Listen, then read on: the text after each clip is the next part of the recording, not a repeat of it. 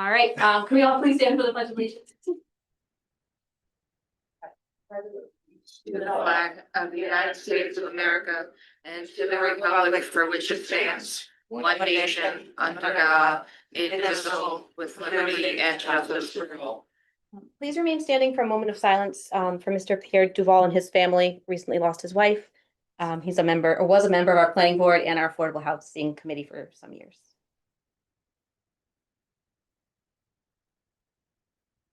Thank you.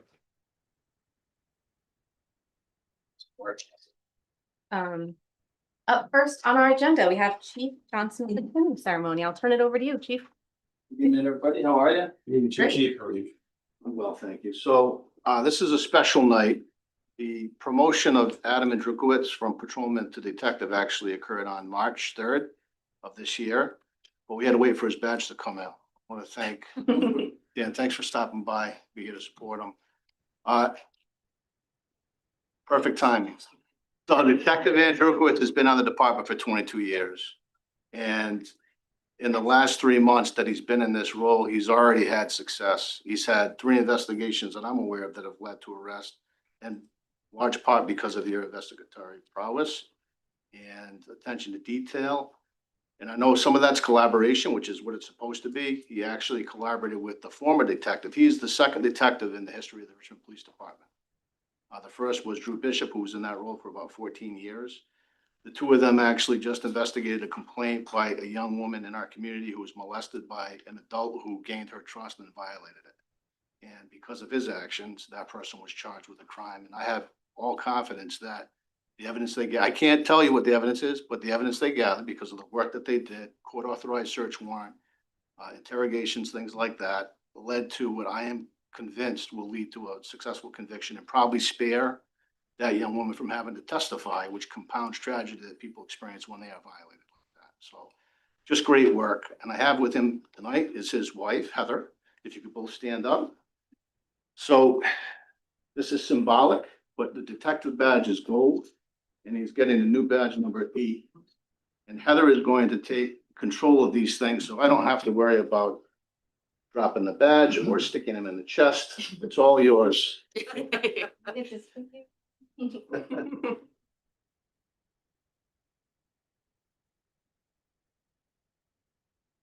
Police work, no matter where you work, is very difficult, especially nowadays. The occupation for the, nobody, this is not a strange fact to anybody. It's been vilified.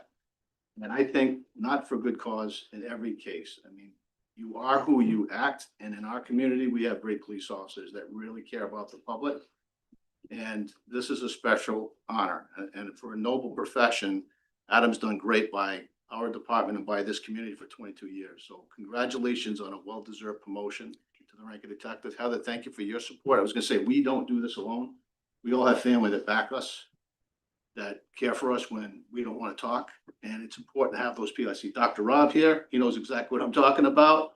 You take on every scene through senses like your smell, your taste, your touch, your eyes. Your brain is a computer. It downloads this stuff and it stays with you. And it makes it very difficult sometimes to function. So having people in our corner, they have to stay up. I've got something. Exactly. We saw it. While the chief's preoccupied, I had asked the chief, once, I put in for the promotion. My father was a police officer in the town of Coventry for 31 years. And he retired as the chief of detectives and his badge number was 8. To my knowledge, we've never had a badge number 8. So when I learned that I was going to be promoted, I asked the chief specifically to be given badge number 8. And I think someday when my son looks at a shadow box on the wall and he sees his dad was a detective and his grandfather was a detective and both badge number 8, he'll have a sentimental value. So I thank the chief for the opportunity. Your dad would be very proud of that.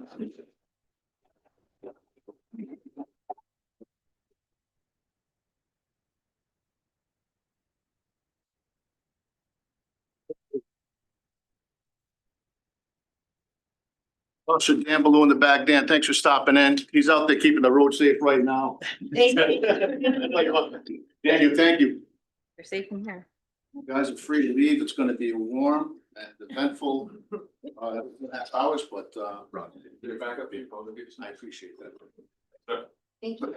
Thank you, folks. Have a good night. Thank you. Thank you. Thank you. Congratulations. Congratulations.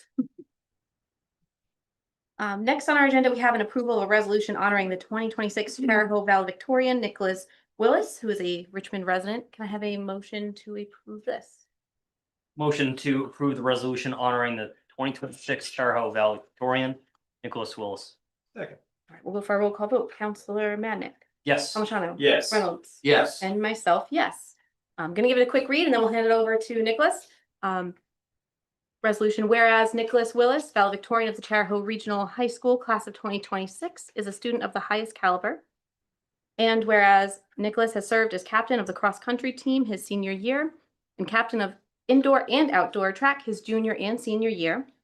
And whereas Nicholas has received several awards from Eagle Scouts, the President's Education Award for Outstanding Academic Excellence, Secretary of State Recognition Award, and State Citation for Civic Leadership, and many other awards and accomplishments.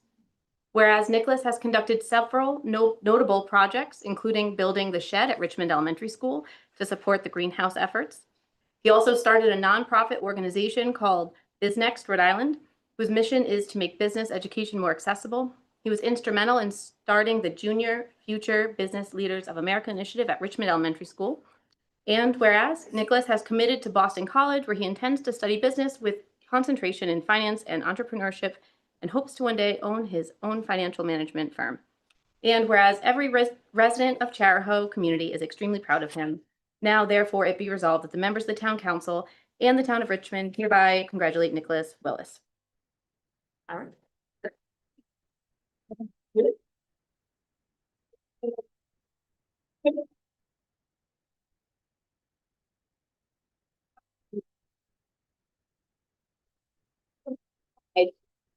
Well, I don't want to do this picture. Look how short I am. Can I do this? Councilman background? Here. We can get Mark in this, Vice President. Yeah. No. Congratulations, great job. Great speech, by the way, I was at the Craig, you did, great job. I would be proud to be your parent. Go easy. You'd be lucky to be. Saw that coming. Let's do Thank you, dear. You could also do this thing. All right, celebration's over, so anybody who's here for that is welcome to go or stay for our public hearings, which is next. First, we have a public hearing request from Land Use Co. Can we have a motion to open our public hearings? Motion to open the public hearing regarding the discussion and consideration of proposed amendments to the Richmond zoning ordinances, chapter 18, section 18.23.080, entitled Adaptive Remediation, which would permit the adaptive remediation of parcels subject to brownfield site jurisdiction and review by the Rhode Island Department of Environmental Management or the U.S. Environmental Protection Agency. Second. All right, we'll go for our vote. Counselor Madnick. Yes. Palmigano. Yes. Reynolds. Yes. And myself, yes. All right. Do we have an introduction from our applicant before we get started? How are you? Doing very well, thank you. Thank Dylan Conley, on behalf of Land Use Co. I think, I want to zoom way out and sort of conceptually walk through what the idea comes from, and then maybe get into the specifics from there. Rhode Island has a very proud history of large mill sites, large manufacturing sites, heavy commercial and industrial uses. And as those uses have shifted over the decades, we have a lot of very large, open, empty buildings. We've seen a lot of success in converting those buildings into new uses, some work, life type spaces, others pure residential conversions. But there's a subset of those which are subject to brownfield jurisdiction. And so there's the adaptive reuse laws, I think, have been very successful in creating a strong incentive for people to invest in these large vacant buildings, to clean them up, rehabilitate them, put them to new use. But that might not be the best idea for a building that is actively poisonous.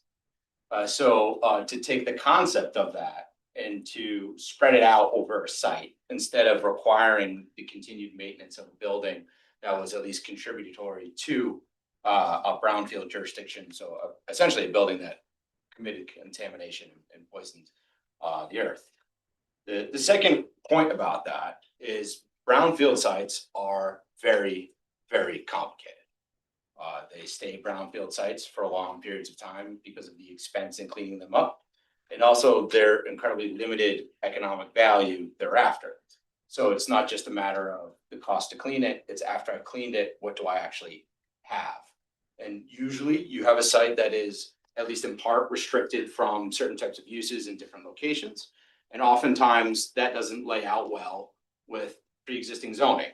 Pre-existing zoning, I think, does a good job of imagining what a greenfield site, clear, open, no restrictions, how would you use that site? Your classic base zones do well with that.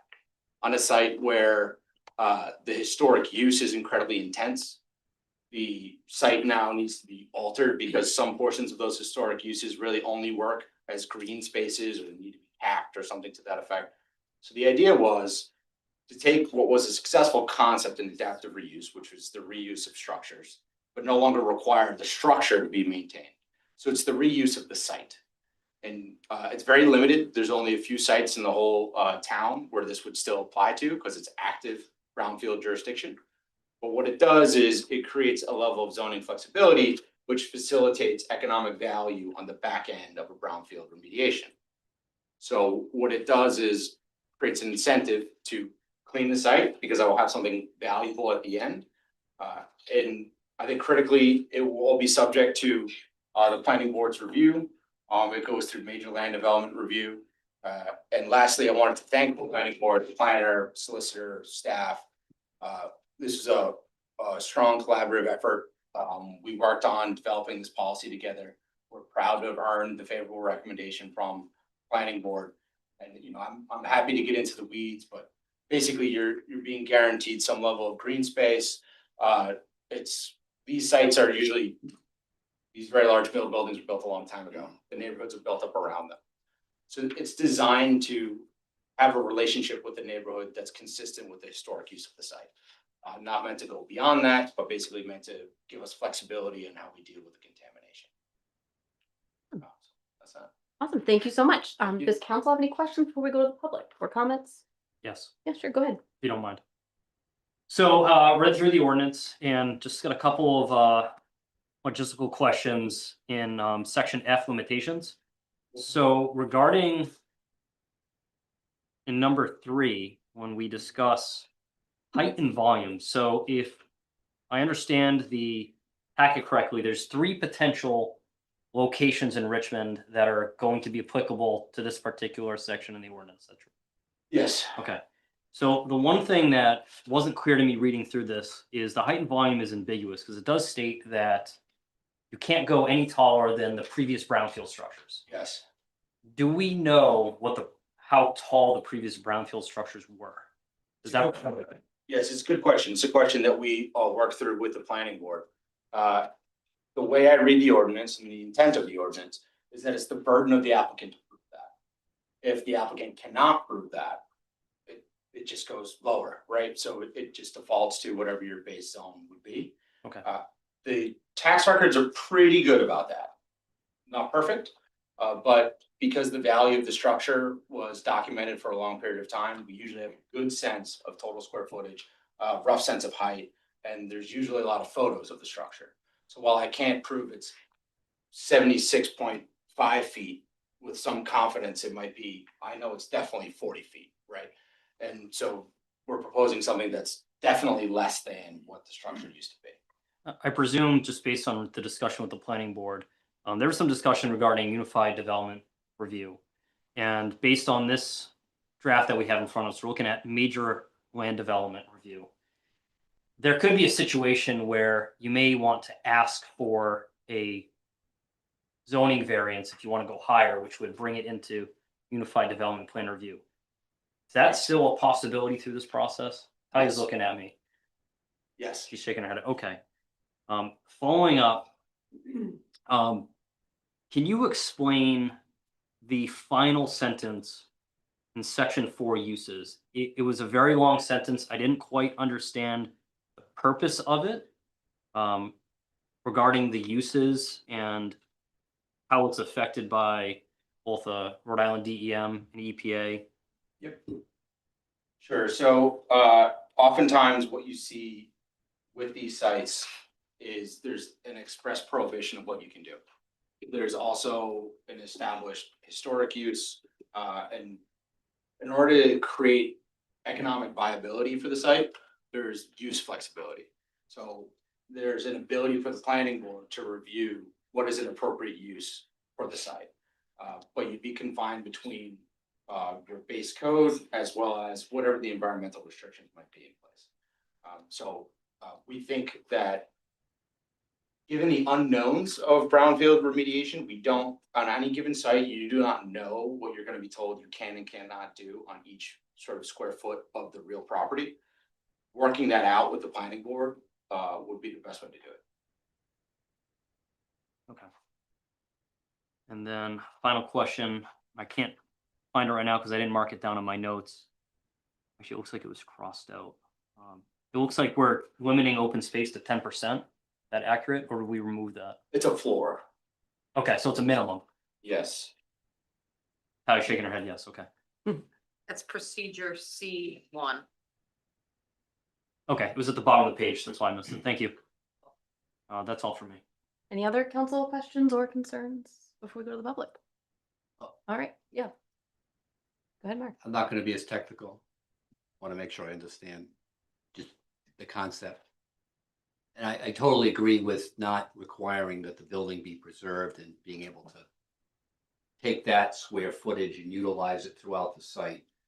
I guess my concern is, in some of these large mill structures, they occupy almost the entire site, almost the entire parcel. And when you take into consideration through remediation, you may have to leave, you're gonna leave at least 10% of the site as open space. And they have to leave more because of whatever the requirements are for capping and over it. That you're gonna be taking a lot of square feet that existed on the site to begin with and cramming them into a smaller area on the parcel, which might not be appropriate. So is there any limitation on the percentage of square foot, previous square footage that can be reused around the site to prevent that? Or is that something that would just be up to the planning board to figure out?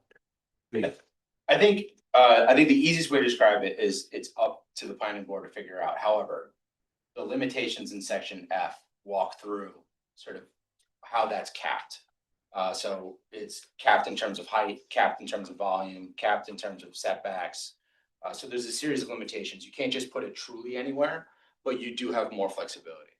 I will also say that as a portion of our planning board review in between the first meeting and the second meeting, we were able to basically produce the square footage of historic structures on the subject brownfield sites and review generically the 3 sites that would be applicable with the planning board.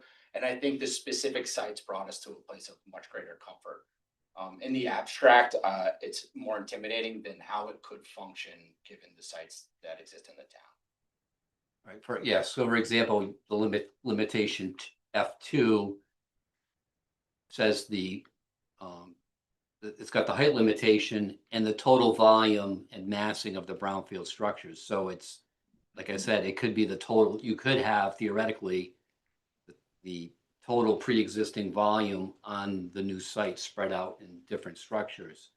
Was there any consideration given to saying, let's say 75% or 80% to avoid the theoretical problem that, because we could have a new brownfield site tomorrow, and this isn't just going to apply to these 3 sites. It's going to have to be, in the future if something else comes along. So I just know whether that came up during the planning board consideration of this, whether there should be a limitation of less than 100%, whether that makes sense So to anybody. with the level, No, it makes sense. the level of specificity less than setting a certain percentage, that did not come up with the planning board. What did come up was a pretty detailed review of the available square footage on the applicable sites. I think there's some pragmatic limitations in addition to the limitations here, where you can't build in wetlands. You can't build where the site's not clean. So you start to lose space. And so the ability to realize all of that square footage is probably unlikely. Minimum of 10% green space. Again, you're limiting it. The other thing I will note, and I think this is something that these neighborhoods were built around these massive structures. They were designed to have an interaction with a great deal of square footage. And so there's sort of an inherent relationship with the immediate abutting neighborhood that functions well with that sort of use. So I think you combine those elements and at least for the planning board, I don't want to speak for them. Based on their recommendation in our dialogue that evening, we got to a place of comfort that there wouldn't be inappropriate development as a result of the square footage. But you kind of led me to my next question. You know, basically, these are mill villages. You got a huge mill, and the reason you've got residential structures all around it is because that's where the workers lived, right? That's not the case anymore. So the former industrial use isn't necessarily compatible or complementary to the abutting residential uses. So my question is with respect to use on the Brownsfield site, can that be the same industrial use that was there before, or does it default to what the current zoning would be in that area? So I think the first way I want to answer that is this is prohibited from an R1, R2, or R3 zone, flat out. So we've already taken our most protected and reserved residential zones and exempted them from this possibility. Secondarily, I think the intensity of the uses that these sorts of buildings used to go through, there really aren't viable economic uses for those types of uses within Rhode Island in this day and age. But we are still subject to planning board review. I think if someone were to come in with a really, really aggressive idea, they would receive a really, really aggressive response and they would have earned it. And this is just my own being somewhat unfamiliar with this. So if this use is a pre-existing non-conforming use and the building is removed, does that designation still apply? Or is it go away because you've altered the site, or the use has been abandoned because of the Brownsfield situation? I would agree with you that the removal of the building abandons the use. Great, thank you. Thank you. Yes, sir. And just for the sake of the public's information, we mentioned we're talking about 3 potential sites in Richmond. You mind Yes. stating what those sites are? There's 3 mill sites. One is on a peninsula that is largely in the adjacent municipality, subject to an entire building. The other is a Shannick Village site, and the third is a very, very, very, very large site in terms of acreage, but there's only one small building on it. So the square footage spread across the acreage. But if you bear with me a moment, I believe I can pull them up.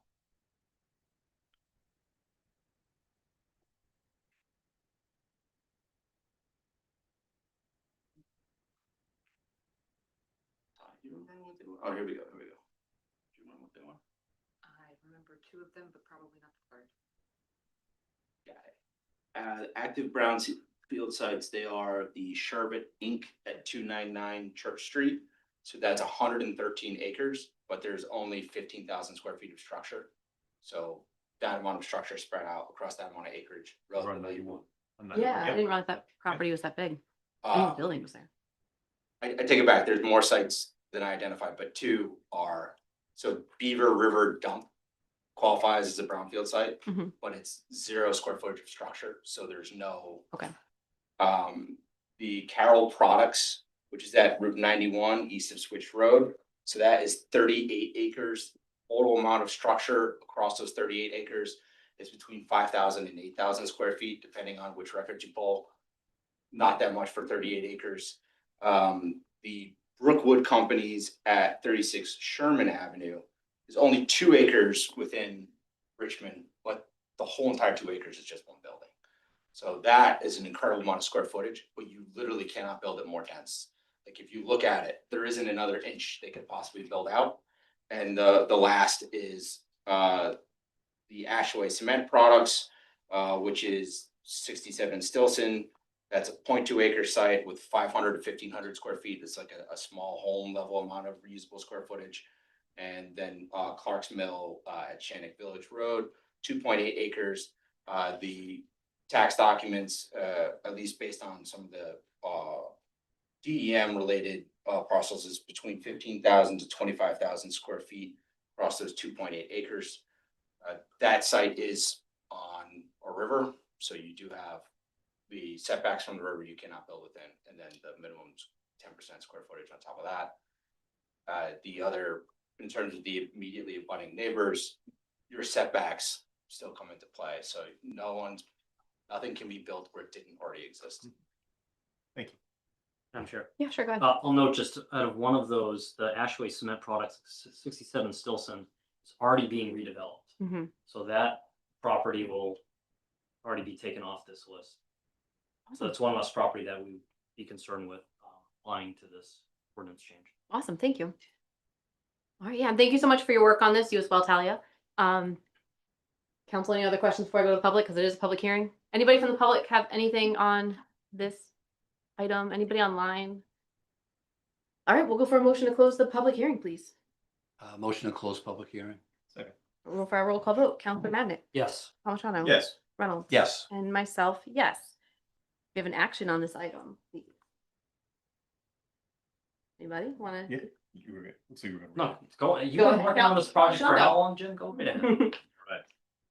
So, motion to approve the amendments, the Richmond zoning ordinance, chapter 18, section 18.23.080, entitled adaptive remediation, which would permit the adaptive remediation of parcels subject to brownfield site jurisdiction and review by the Rhode Island Department of Environmental Management or the U.S. Environmental Protection Agency. Second. Awesome. Any further discussion? Seeing none, we'll go for our roll call vote. Counselor Madnick, Yes. Palmigano. Yes. Reynolds. Yes. And myself, yes. Thank you so much again for your time on this. Thank you all. Thanks. Thank you. All right, we have our next public hearing, discussion consideration request from the Preserve Property Management LLC for a complete application for an outdoor entertainment license. Do we have a motion to approve, motion to open this public hearing. Motion to open the public hearing regarding the request of the Preserve Property Management Company LLC for complete application for an outdoor entertainment license. Second. Great. Public hearing is open. Any counselor comments before we go to the public? All right, anybody from the public have anything on the outdoor entertainment license? And or anybody online? Last call, can we have a motion to close the public hearing? So moved. Second. All right, we'll go for a roll call vote. Counselor Madnick, Yes. Palmigano. Yes. Reynolds. Yes. And Wilcox, yes. And Uh, action? Motion to approve the outdoor entertainment license of Preserve Property Management Company LLC. I'll second it. Any further council discussion? All right, we'll go for our vote. Counselor Madnick, Yes. Palmigano. Yes. Reynolds. Yes. And Wilcox, yes. All right, next public hearing is a request from Counselor Madnick for discussion consideration of a proposed addition to the Richmond Town Code of Ordinances establishing the Richmond Environmental Hazard and Resiliency Commission. We have a motion to open this. Motion to open the public hearing regarding discussion consideration of a proposed addition to the Richmond Town Code of Ordinances establishing the Richmond Environmental Hazard and Resiliency Commission. Second. Awesome, we'll go for our roll call vote. Counselor Madnick, Yes. Palmigano. Yes. Reynolds. Yes. And myself, yes. I'll give a quick overview. If you want to give a quick overview Yeah, for sure. the public? Absolutely. So this has been a long time coming. We started working on this back in October, where this kind of stemmed out of one of the council goals to look into how to work on our hazard mitigation plan and implement some of our goals and actions. It's been a lot of effort, working with the EMA director, with town staff, and with the council to draft an ordinance that we thought would be helpful to the town and moving us in the right direction. So I've said it many times, the council nor any board or commission right now has the expertise to implement some of the goals and actions in the hazard mitigation plan. While we do have an EMA director, it is a stipended position. Our director is currently a member of the volunteer fire departments as well. So that person serves multiple roles and duties. I felt that based on discussions with Representative Cotter and with some members in Charlestown who also have, they call it a Climate Resiliency Commission, that we could really benefit from this as a community. As everyone's been aware who's lived here for the last 10+ years or longer, we've had some severe droughts. We've had some really bad storms. This year we had one of the worst blizzards on record, which was kind of interesting to live through. We've had some serious flooding in Valley Lodge Estates.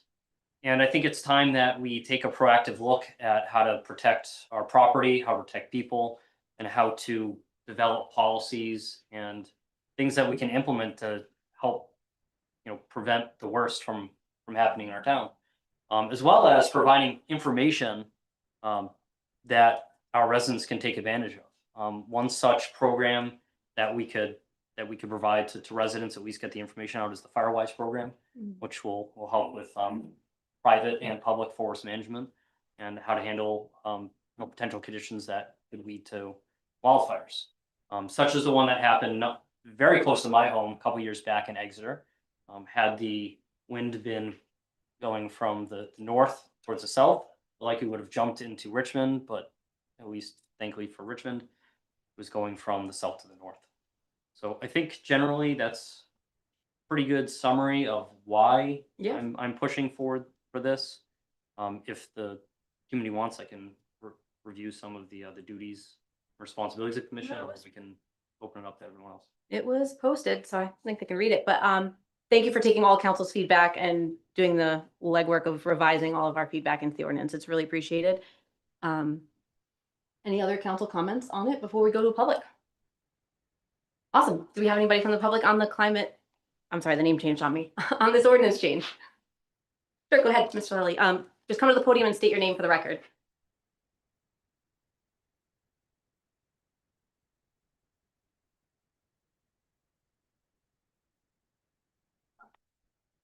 Lally of Richmond. I think this is a very good initiative, very well thought out and much needed for because we need to be proactive in looking after our environment and preventing hazardous situations, natural disasters, from especially fires caused by drought, which can happen year round, but mostly in the early spring when things haven't greened up yet and you get those red flag days that can cause fires. I'm just wondering if we already have the expertise in our Conservation Commission and in our land trust to advise and maybe to be commissioned to do this type of work. They could look into the, what needs to be done and make recommendations to the council, I think, rather than establishing a whole nother commission that, might cover the same ground twice. Yeah. Just a concern. Yeah, I hear you. Actually, I know you're a member of the Conservation Commission. When I got elected, we appointed you. But I know how hard that commission works. So I would really push that question back on you is, do you think that the Conservation Commission could add it to their workload? They already do so much for our trails and education. They have a lot of events going on. Do you think that you would have that capacity? The Land Trust does a lot as well. We could collaborate with the land trust. For example, there's a program by the USDA, the local representative, Jameson Long, where property owners of forested land can apply for help in managing their properties, cutting dead wood, moving dead wood, planting trees in different areas to manage their property to be more resistant to some drought and fires. So that's just one idea, but that I had. But and also the DEM can provide assistance, but forester by the name of Clarence Graves is one person that works at DEM that could provide homeowners with assistance. For managing forested lands. So those are examples that we've been discussing at the Conservation Commission. And I think that if given, you know, a charge to do that type of work, to look into that, we could, there's a lot of good heads on that commission and sure on the land trust as well, that could collaborate together and come up with some really good ideas. Yeah. So I just throw that out there as an idea. It's, you know, it might be, but you have the expertise you need. Right. Yeah. Yeah, definitely. I appreciate that. Both those boards are full, which is awesome. And if we do move forward with this, we could always appoint one of those members to this commission, whether they be one of the people with expertise or just a member of the public. So I don't know. I appreciate that. It's something that crossed my mind as well, like, as a former member of those commissions. So yeah, I appreciate that feedback. I think we have options. Yes, Want to comment? comment? Yeah, I was just gonna say, you know, this is analogous to the reason why we established the Rich Task Force. You know, we have a fantastic EDC, we have a fantastic Recreation Commission, we have a fantastic planning board, but pulling those members from those commissions into a group that really has a flexibility and a clarity to go a little higher and think conceptually has enabled the task force to create some things that we couldn't have done or wouldn't necessarily be the priority of those individual groups. So although I do respect the comment, I think it's a valid point. I do think we'd be pulling expertise from there for those individuals who would see that they could add value to that group. And I do think, as we on the task force always struggle with finding those members of the community, I do think it gives it a unique focus when you have a group dedicated to that. Mhm. For sure. Anybody else from the public? Or online, Kendra?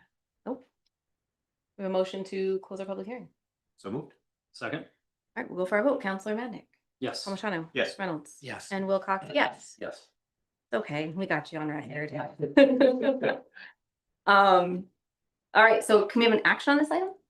Yeah, motion to adopt the proposed addition to the Richmond Town Code of Ordinances establishing the Richmond Environmental Hazard and Resiliency Commission. Any further council discussion? Sure, go ahead. Yeah, I will state, and I didn't say it in the public hearing, but I'll state it now, that took everyone's comments and input, put everything together. One of the things I think is very important about this particular commission, while it's a volunteer commission, there are requirements for people who join the commission, at least 3 of them, to have relevant backgrounds in environmental and life sciences. So we're going to be able to draw from people that actually do this stuff as a career, be able to provide that help and that knowledge to the town. I've actually been reached out by 4 different individuals that are interested in this commission, and 3 of them are Richmond residents already. Mhm. So there's already been some interest. Yeah. And none of these people that reach out to me were previous volunteers. So I think that's good. I'd like to see this at least be stood up and see how it goes. And if it doesn't work out the way that I'm hoping it works out, then Mhm. you know, it becomes kind of defunct. But I'll at least want to try it and try to get the right people on board and see if we can move forward with this. Sounds good. Solicitor Zangari. Yeah, just on section 4, the membership and appointment terms of office. It looks like it might be an inconsistency in the alpha and the numeric in 2 spots. Might want to just make an amendment if you're going to approve the text to make that change. Where are we looking? Paragraph 4, membership and appointment terms of office. At least. Oh, yeah, I see it. Yeah, and then there's also one towards the middle. Right. 3 shall be appointed for 2-year terms. It says 3 and then numeric 2. Okay. So amend the motion to include that. So move. We got anything else? All right, we'll go for a roll call vote. Counselor Madnick, Yes. Palmigano, Yes. Reynolds, Yes. and Wilcox, yes. Great work, team. On to new hires? Madam Chair, I'd like to make a motion if you don't mind. Sure. I'd like to make a motion to move new business item K2 up. Yeah, Now, we can discuss it now. Second. any council discussion? Yeah, the reason I'm making the motion is the applicant for that particular request, while it's just a technicality, has driven 3 hours to be here. And I know we have a long meeting, and I would just like to respect that applicant's time so we can move up, have a potential quick discussion about it, and then move on in our meeting. All right, makes sense to me. 3 hours is a long time, and we do offer Zoom, but I appreciate you being here. We do have a lot of people on the agenda, so we'll move that forward. We'll go for a roll call vote. Counselor Madnick, Yes. O'Shaughnessy, Yes. Reynolds, Yes. and Wilcox, yes. All right, but it's not a public hearing, so would you like to share with us what you have come so far to share? I'm a lifelong Rhode Islander. 3 hours sounds insane to me. That's a weekend trip for me. It's not typically that long. It's the timing of it. Mhm. Madam Chair, members of the Town Council, my name is William Buckley. I'm here on behalf of Vice President of Development, here on behalf of GFI Partners. And I guess I just want to start by expressing our appreciation to members of the council who've had over the years since we've owned property at 40 to 60 Kingstown Road and 116 Kingstown Road. It's a 246 acres of primarily developable land. In close distance to Route 95. It shows incredible opportunity for economic development and additional growth for the town of Richmond, both from a jobs capacity, from a tax revenue capacity, from really promising redevelopment options out there. So we've had over the years since we've owned that property, we closed on it initially in 2021, and there's been active site work in preparation for future development undergoing on the site. But I've had the opportunity to speak to, I think, each of you on the council. So we want to express our appreciation to you. We've also had an opportunity to work with the town administrator, city solicitor. I'd like to special thanks to Talia and her input in preparing what is a draft amendment to the zoning text that we understand this is kind of just the first step in the process. Mhm. So I won't get into the kind of the specifics of what that request is, but we want to just show our appreciation for initiating that process with you. And I think respectfully request that be referred to the planning board for a recommendation as the next step. We would be prepared to present that draft to the planning board and hopefully come back to you at a future meeting with a favorable recommendation. So, and we anticipate some back and forth. We anticipate there'll be some questions, and we want to be sure that we've addressed all of that so that the town is aware of what redevelopment options exist on that piece. So I think tonight we really just want to express our gratitude for welcoming us to the community where we've made a significant investment in the town of Richmond. We anticipate being here for a long time and look forward to being a long-term community partner here. So with that, I'd turn it over and we look forward to future discussions. Yeah, definitely. Thank you so much for coming down and for bringing this before us. It is preliminary, so we'll get into the nitty-gritty when we have the public hearing and whenever it gets scheduled after you get through that. So definitely thank you so much for being here and for sharing with us a little bit of what's going on a little preview, I guess we'll call it. Any other council comments? Thank you. Yeah, I just want to add that I really appreciate Mr. Buckley's time. We started meeting with GFI Partners and Mr. Buckley about 16 months ago. And this has been a really good partnership where we've been able to work with the property owner and developer. I feel like doing it the right way, getting to know each other and what the needs of the community are, what the needs of the property owner are. We've had many meetings with various town staff, including our planning board chair, economic development chair, to discuss the needs of both. And I'm excited as a resident of this community. This is one of the most important properties I think the town has. It's one of the most developable. So this is the first step in advancing this development project and something that's been long needed and long awaited for this town. So I appreciate all the time that they've spent and working with us. Awesome. Thank you. And Jimmy had more? Yeah, just because the public might not know the street numbers, but this is the Richmond Commons property that we're referring to. If anyone was wondering, this is the big center of the town. So I thought I'd peek up at that. yeah, the Richmond Commons, that's what we're talking about. So thank you. Yeah, it's been a pleasure. Awesome. So let's get our motion in. Would you like to make the motion? Sure, make a motion to refer to the planning board for advisory opinion, along with authorization for the town clerk to advertise for public hearing.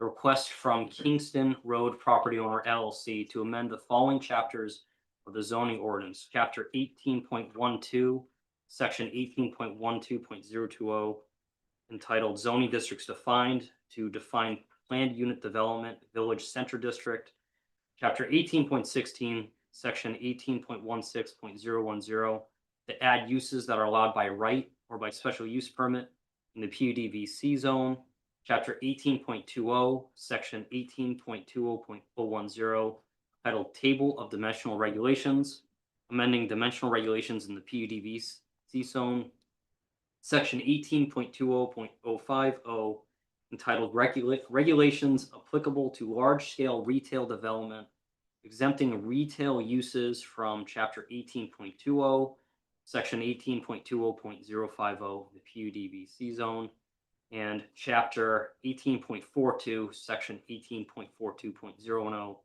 through 18.42080, amending each section of the ordinance. Additionally, I'd like to request with this motion that the planning board prioritize and expedite the review and submission of the zoning amendment change to the town council. Second. I was wondering if we can do that, and I saw our town planner's hand go up, so I'd like to take a second to hear from her. I published the agenda for next week's planning board meeting, and it is on that agenda. You're amazing. Thank you. We'll keep it in the motion though. All right, any other council comments? All right, let's go for our roll call vote. Councilor Mannick. Yes. Palmigano. Yes. Reynolds. Yes, And Wilcox, yes. Thank you again so much. Thank you. Congratulations. See you soon. thank you. Now on to our new hires. So I'm very excited because this fulfills our staff. Under these hires, our first recommendation is Nick. And he is fulfilling Connor's vacant position. He's advanced in the town clerk's office. Kendra and I reviewed Nick among a lot of other candidates, which was very competitive. But Nick brings some amazing experience through his recent experience at Quinnipiac in the student experience operations team. And he was actually in a town clerk's office, so he knows what he's getting into. So Good. we fully recommend him for hiring an assistant clerk's office. Is now a part-time position. Okay. Advertised. All right. We have a motion here. Motion to hire Nick Fasano as assistant town clerk. Second. Any council discussion or questions? We should Right. add the rate. Hold on, I could print that if you want. it's not on the, I got it. At an hourly rate of $22 as advertised in an 18-hour non-benefited position. All right, there's our motion and there's our second. All right, any council discussion? We'll go for a roll call vote. Councilor Mannick. Yes. Palmigano. Yes. Reynolds. Yes. And Wilcox, yes. On to the finance. Club. Welcome. Welcome to the party. So our next recommendation is for the finance office. It was formerly labeled the tax collector clerk. And with our recent retirement of Victoria Bona, this will fulfill that position as part-time. Sarah has some credentials. She has some real estate experience. And Finance Director Andrews and I interviewed her among other candidates. Feel like she will transition very well, and customer service is very important in that role, and she has a great demeanor, and we feel she'll be a great asset to the town. Awesome. Can we have a motion on this? Yeah, motion to appoint Sarah Bazinet, is that correctly? As part-time finance clerk at a hourly rate of 23.17 is advertised, and it's like the schedule, is that agreed upon? That looks like that's unique. Okay, with a schedule such as Monday 8:30 to 4 p.m. with a 30-minute break, and Tuesday 8:30 to 6 p.m. with a 1-hour break, with additional days as required during high collection periods. Second. Seeing no council discussion, we'll go for our vote. Councilor Mannick. Yes. Palmigano. Yes. Reynolds. Yes. And Wilcox, yes. Welcome to the Welcome. party. Thank you so much. So So our next is a bit administrative, however, really exciting because it's been a long time coming, municipal court in the town of Richmond. And this just makes it official, appointing our deputy town clerk, Lauren Souza, as our municipal. Thank you. Motion to appoint Lauren Souza Municipal Court. Second. Our motion, we got our second. And in the memo, you notice that the court is starting soon, which I'm very excited about. This has been a long time coming. This was a ballot question when I was first on the ballot in 2022. Took some time to set up, took some more time to even get it set up. I'm just very excited that it's finally happening because so many residents have wanted this extra tool in our toolbox for our building and zoning department. So thank you for your patience as I checked in on this, probably more than I needed to, because every time you're on it. All right. We'll go for our roll call vote. Counselor Madnick, Yes. Palmigano, Yes. Reynolds. Yes. And myself, yes. All right, on to appointments and resignations. We have a action item for the discussion and consideration request of Counselor Dan Madnick to be appointed to the Rich Task Force. Motion to appoint Counselor Daniel Madnick to be appointed to the Rich Task Force with term expiration December 31st, 2026, continued from May 19th, 2026, town council meeting. I'll second that. Second. Any discussion? Last chance to bail. Yeah, no, I wanted to give Counselor Calsante the opportunity to express interest, and up to this point, he has not been able to. So at this point, I think it's time to move forward. We have quite a bit of work to do with the Main Street America Rhode Island cohort. We're working on our final homework problem and hopefully get to present it to the town on how we're going to improve economic vitality and get some fun things going with Richmond. Great. Awesome. I'm excited. We'll go for a roll call vote. Counselor Madnick, Yes. Palmigano, Yes. Reynolds, Yes. and Wilcox, yes. Welcome to the task. Welcome. Yeah. Let's do it. All right. Now a discussion consideration of Mark Allen Requet. Rajat, sorry if I'm pronouncing that. At least now I know you're here. To the appointment of the Elder Affairs Commission with the term expiring September 30th, 2028. All right, so I made the motion, he seconded it. Any council discussion? He is here if you have questions for him. Yeah. Thank you for stepping up. I wish they'd introduce them to us. What do you wish we did? I'd say, I wish you'd introduce these people up so we can see them. Yeah, you want to say anything, Lori? I give him the option. I don't want to put you on the spot, but would you like to say something? We have a disturbance. Our honorary- So I just did not. Sorry, our- Recognized by the chair. I know, right? Our honorary council member there would like to, I was on that commission for 12 years. Amen. I don't think you were just on it. You were a part of founding it, if I'm not mistaken. So yeah, would you like to share a little bit about your interest in the commission? Yeah, I've been in the Navy for 26 years. I was on various committees and commissions there, supporting enlisted people. And as a nurse, I was on a commission in the hospital, supporting the worker bees and stuff like that. So figured I'd try this one out and see what goes on. Yeah. If something goes wrong, I can't complain about it if you're not part of it. So, Definitely. Thank you so much for stepping up. but So we did have our motion and our second. We'll go for our roll call vote and then we'll clap for him. She's disturbing the peace. No, I'm kidding. Yes. Counselor Madnick, Yes. Palmigano, Yes. Reynolds, Yes. and Wilcox, yes. Commission was vacant for some time. I'm excited we have enough members for a quorum. Consent agenda. Does anybody have anything that they would like to pull? One moment. Chair. Mhm. Find it.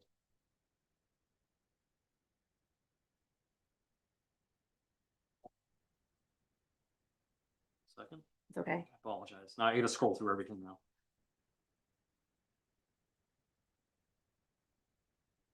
H4. Wait, 4H? H4. Oh, H4. Oh, H4, sorry. H4. Next. Sorry, it took me a while to scroll. 4 through. does not have an H. Okay. Yes. All right, so I'll make a motion to approve 1 A, B, C, 2 A through G, 3, 5, and 6. Second. We'll go for a roll call vote. Counselor Madnick, Yes. Palmigano, Yeah. Reynolds, Yes. and Wilcox, yes. So all else is approved. What do we have on the approval of the tax collector tax abatement? Well, I know that, so Brandy's not here, neither is Danielle. But I'm not really sure what I'm looking at here, because some of these delinquent taxes are from 2 decades ago. Yeah. So in review, our books have been maintaining some of these uncollectible taxes, and according to our audit, we only have so much that we can take off of our books. These should have been taken off for a very long time. Typically, this would happen on a yearly basis. And, well, hopefully we wouldn't have this many, but they will not be collectible, ever collectible. And so we've been carrying this as part of our financial balances. So this is to clean up that. So that they'll not necessarily get refunds, they'll just remove it. Can you explain how a tax becomes uncollectible, like what the mechanisms are for that? So I would say that the majority of these are old vehicle taxes, and we have very little or mobile homes. And Chris could probably speak to some of this too, is we have very little way of teeth to collect some of these because they move out of state. They'll never come back. They're not registered vehicles. So there's really no conduit to collect any of those taxes.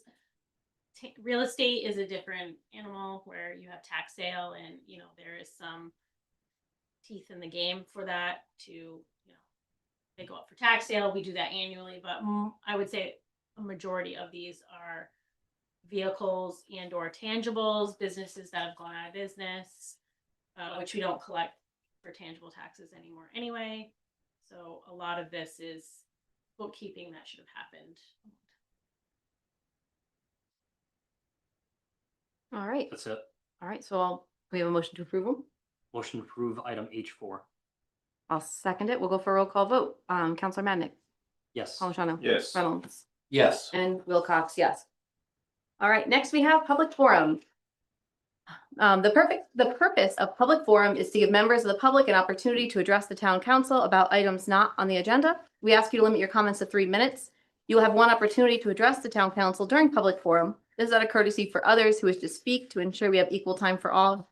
There'll be a timer which will go off when your 3 minutes are up, so you know to finish. If you need more time, we welcome you to submit your comments in writing to the town clerk to be included as a part of the record in the communication section of the agenda. All comments should be directed to the president and not any other person present, as all per our rules and procedures. Do we have anybody for public forum tonight? Go ahead, Mr. Sayer. Please, when you get up there, state your name for the record.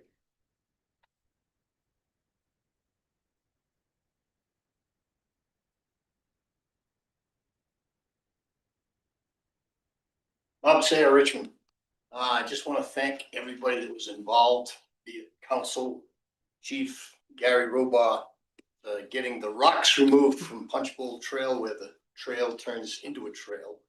And I would like to request that either the council or the town let DEM know. I'm not sure who is at fault with it, but I know Warwick Tree Service was down in that area and may have put those rocks there. I don't know who put the rocks there, but they have been removed, which makes us up on top of the hill a lot more comfortable because we've had fires. We've had 4 fires on Punch Bowl Trail in the last 4 or 5 years, 3 or 4. We just had one this past week with a new house that was built, and Yeah. people, it's been a long time trying to get into that house, and they had a garage, but they had all of the probably cabinets and everything to finish the house inside the garage, and it burned to the ground. So they've got to start all over again. It's a horrible thing, but the woods are tinder dry right now. And so is the soil. I've been digging fence posts and everything else, going down 2 feet with my backhoe. It's like dust. So it's very important that we let the people know, the vendors know or whatever, that if they're gonna come in here, you can't just block a fire lane. I mean, it's not just fire, but it's emergency vehicles too. Yeah, I'm fiddling around my agenda because I believe I saw something on here related to that that would be interesting to you, but now I can't find where it is on the agenda. Yeah, the gates. J1E. J1E. Thank you for helping find that because I Thank you for loaded the agenda everything. tonight. Chief, I know you've had a lot to do. Anybody else for public comment? Or anybody online? All right, we'll go on to our reports. So another long-term project coming to fruition is the development of 4 Richmond Townhouse Road. For those that have followed along, this is a project that has been lingering around since 2022. So we've had a few bid processes and reiterations, and we have learned a lot along the way. And we have had a successful bid package. So it's a two-phase project, but the contractors will work in conjunction along with our public works staff that will provide the in-kind match for the grant. So the first is a septic recommendation to award it to Bruce Braman Builders, Inc. in the amount of $35,595. And then the second is for the pavilion construction to award to EW Berman, Inc. in the amount of $449,000. And this does come within our funds that were allocated through congressional funds. So finally, that project is coming to fruition. I've scheduled a pre-construction meeting so that it won't delay this project any further. And we hope to have final construction done this fall. Awesome. Thank you so much for the update and can't wait for it. Can't wait for that pre-construction meeting. Motion to award the contract for septic system construction and installation to Bruce Braman Builders in an amount not to exceed $35,595. I'll second it. Any further council discussion? All right, Just we'll go to- for, okay, go ahead. I'm yeah. like, he's gonna. No, I was just, I just want to thank, we meet every Monday. I know, Mark, it's important. We meet every Monday. We've met every Monday for the last Except yesterday. year on this, myself, President Wilcox, the administrator, the planner. Every Monday we have a touch base cadence meeting to make sure that we've moved this along. And when the administrator says we've had iterations of bids, she's not kidding. We've learned a lot through this process. But one of the goals I keep on the back of my folder is to see that come to fruition, and we will see that come to fruition. Really excited at all the work. So I look forward to celebrating when this is built and out there as phase one completes, because then we can move on to phase two and procuring funding through grant or otherwise to see that property across the street, which is 5 acres, come to fruition and be really a place to gather for the people of Richmond. So thank you for affording me the 39 seconds to say that. Thank you. All right, Motion. we had our motion, right? We had our second. Did we vote on it? Not yet. Not yet. I Well, that is when we have our discussion. We're following procedure. Let's go for it. Counselor Mannick. Yes. Palmigano. Yes. Reynolds. Yes. And Wilcox, yes. On to the next portion of your report. Motion What are you gonna say? to award contract to EW Berman, Inc. for pavilion construction in an amount not to exceed $449,000. Second.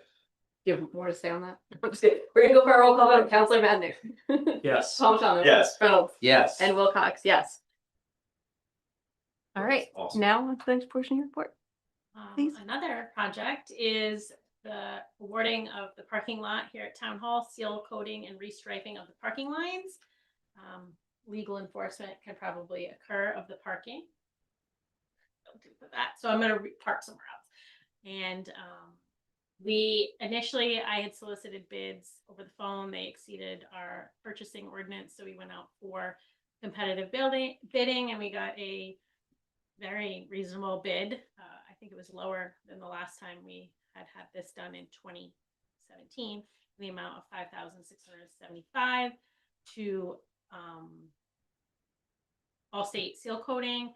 They are actually able to do this work this Friday. Town Hall is closed for the holiday, so we'll have no interruption of residents or employees or services. Awesome, thank you so much. We need a motion to approve this. Motion to authorize award of the contract for Town Hall parking lot seal coating and restriping to Allstate Seal Coating, Inc. in an amount not to exceed $5,675. Second. Discussion? Yeah, sure. No kidding. Congratulations, Jim. You got that stripes. Yeah. You're gonna get your stripes. I call out to former Counselor Dinsmore, who's also an advocate for that. Yes. Yes. We'll go for a roll call vote. Counselor Mannick. Yes. Palmigano. Yes. Reynolds. Yes. And Wilcox, yes. Number C, a So letter. the next item is a mutual agreement with our fire departments and the utilization of our open government system. For those who are aware, the town maintains that. We do get reimbursed. We front it and then we get reimbursed with the fire department. It's been not quite a year, but we were up for renewal, so we reviewed the processes. We felt that the administrative fee on the COs and smoke inspections, there was a little pushback in Hope Valley, Wyoming. So it was important that all of the entities utilize the system. So the only adjustment was that the administrative fee collected by the town would not apply to CO and smoke inspections, $10. The only change. Awesome. Do we have a motion to approve the authorization? Motion to approve the amended, well, I guess it's new, the memorandum of understanding with Richmond Carolina Fire District and Hope Valley, Wyoming Fire District in the town. I'll second it. Any counselor questions? All right, we'll go for a vote. Counselor Madnick, Yes. Palmigano. Yes. Reynolds, Yes. and Wilcox, yes. Thank you. So the next item is just clarification. Last month, we had an opportunity, I presented from Rhode Island Commerce Site Readiness Program. And I did reach out to a few commercial projects that may have been able to take advantage of this tight turnaround. It was an 18-month turnaround. And I'm very pleased, Shannick Mill, that was in front of you earlier today for a public hearing, was very fast and swift and submitted a very, I believe, competitive application. And I wrote a letter of support. And then following that, days later, I received a request from Richmond Place residents to provide a support letter. And this is for a residential project in Richmond. But I felt in reviewing what we had discussed in the scope of the program that it was initially for economic and commercial development, and that residential was not something that was supported. Actually, the Shannick Mill project did not include their residential portion as part of their application. So I did say that I didn't feel comfortable writing support, but we could reconsider it with the council with direction. I did advise both applicants that this would be on the agenda this evening. I did reach out to Rhode Island Commerce to get further guidance, and why they were very limited because the application period has closed on what they would say about a project is that the initial attempt was for commercial and economic development. However, they would maybe consider a project that had a direct correlation for residential for workforce housing. So if there could be a project that could be clearly defined as workforce housing for an economic business development, that project may be considered. So I'm just bringing this back for some further direction. Should you think I should write a letter of support for a residential project? Thank you so much. Looking to council for any kind of motion. Sure, go ahead. Is this specific for Richmond Place, the developer of that? Yes, and so if you were supportive of a residential project under this program, I would probably amend my letter for Mr. Marlowe in his project because he removed the costs associated with a residential. I'm in support of it, and just so the community knows, Richmond Place was a comprehensive permit application for 69 units on Stilson. It was approved through the planning board through pre-owned plan. Talia left, but I believe it had final plan approval. So it's just a matter of the developer getting the permits and building. And so I think if this is something that's going to facilitate that developer to actually put in those units, it's right next door to Fox Run, which is 100 units. This is a smaller development. Then I think we should be supportive of that. Awesome. Sure, go ahead. Yeah, I think it's important. It is intended for economic development, and I think it gets a little bit of a blurry line, like looking at a residential and calling it economic development for workforce. So I think we'd be cautious there. I mean, if it's clearly economic development, that's easy. If it's housing, I'm not sure. I'm not sure that's the direction I would go. Any other comments? So why does it matter whether we endorse these or not? I received a request to endorse, and I did. I think it does carry weight in the application. They have submitted.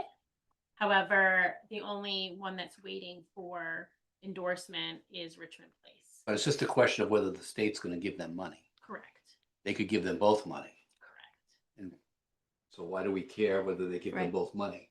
I just thought it was specifically for economic. I thought that's the way it was written, so that we would be putting an applicant forward only to set them up for failure. If they've applied, they're trying to get the money. If they get it, great. If they don't get it, Fine. then that's Yes. on them. I want to say I'm with Mark as well. If, I think that as long as we're not picking one or the other, I like the idea that you're going to revise the other letter that was already written to include housing, because this project is in a good spot for housing. In my experience, when the 250th Commission wrote a grant, actually the Rhode Island Foundation, when I called and asked about it, they were like, not very excited about our application, but we ended up getting the grant and having our wonderful field day last week because of it. So it's not really our choice Yeah. to pick who gets the grants and who doesn't, but the worst they can say is no. If the state gives them the money and if they qualify, fine. Yeah. Yeah. So I say let's go for it.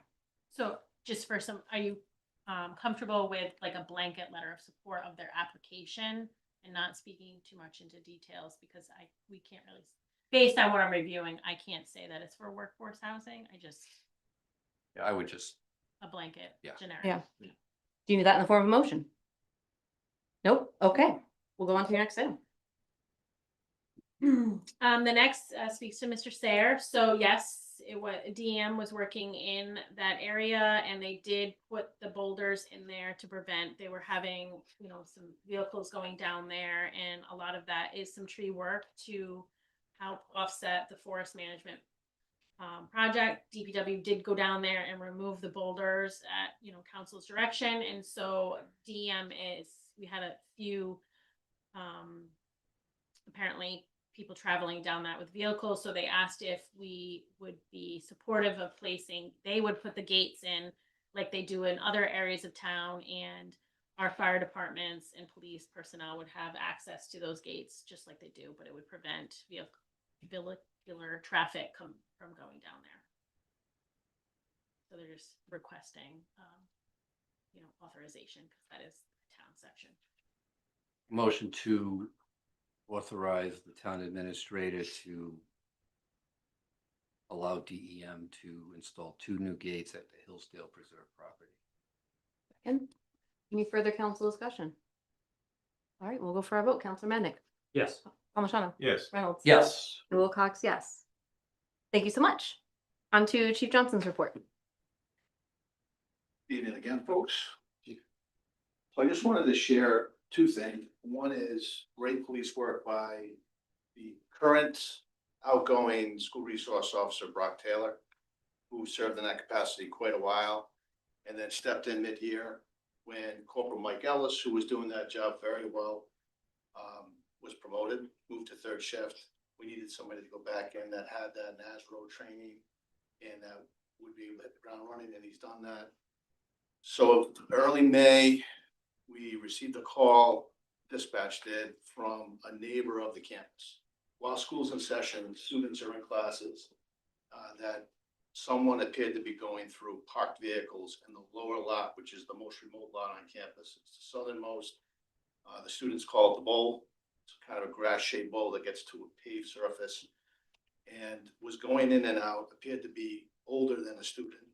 Was an adult female in a silver sedan, and that was it. We didn't have a plate number or anything like that. So Brock was actually off campus at that time, responding back to campus, happened to be on Switch Road near the exact intersection, but it was about a mile from campus. As he's heading south, how many people have tuned out when they're driving the Morgan? And you get to a destination 10 miles away, like, I'm not how admitting did I just that. drive? I don't remember certain things, like you just kind of being aware and making observations. He saw this vehicle, he was able to visually see the plate, he made a note of it. He got to campus to the bowl area. 2 other patrols had responded from the southern area of that location, and they didn't see any silver sedans. Process of elimination, they think that they have a possible suspect vehicle, but now all the students are in the building. We have no idea whether a crime was committed because we don't know if anything is missing. People get comfortable and they don't lock their doors. And it's because you feel safe in your community, which is a wonderful thing, but it encourages people to go beyond because they're not gonna set up a car alarm opening and an unlocked door. And people leave valuables inside, center consoles, dashboards, vehicle seats. Later that day, he had actually run that plate, determined that the person had prior crimes of that nature where they had broken into cars during daytime in other communities. Still don't have a complainant at that point. Within the next 2 days, students started to go for their wallets in the center consoles, discovered their wallets were missing, paycheck from restaurants missing. So we had complaints, $300 cash stolen here, 150 cash stolen there. Brock worked with our detective that was pinned tonight by his wife. By pinned, I mean badge, wasn't a wrestling maneuver. And they work collaboratively the way that they're supposed to. And had this suspect come in, very willingly cooperated with the investigators.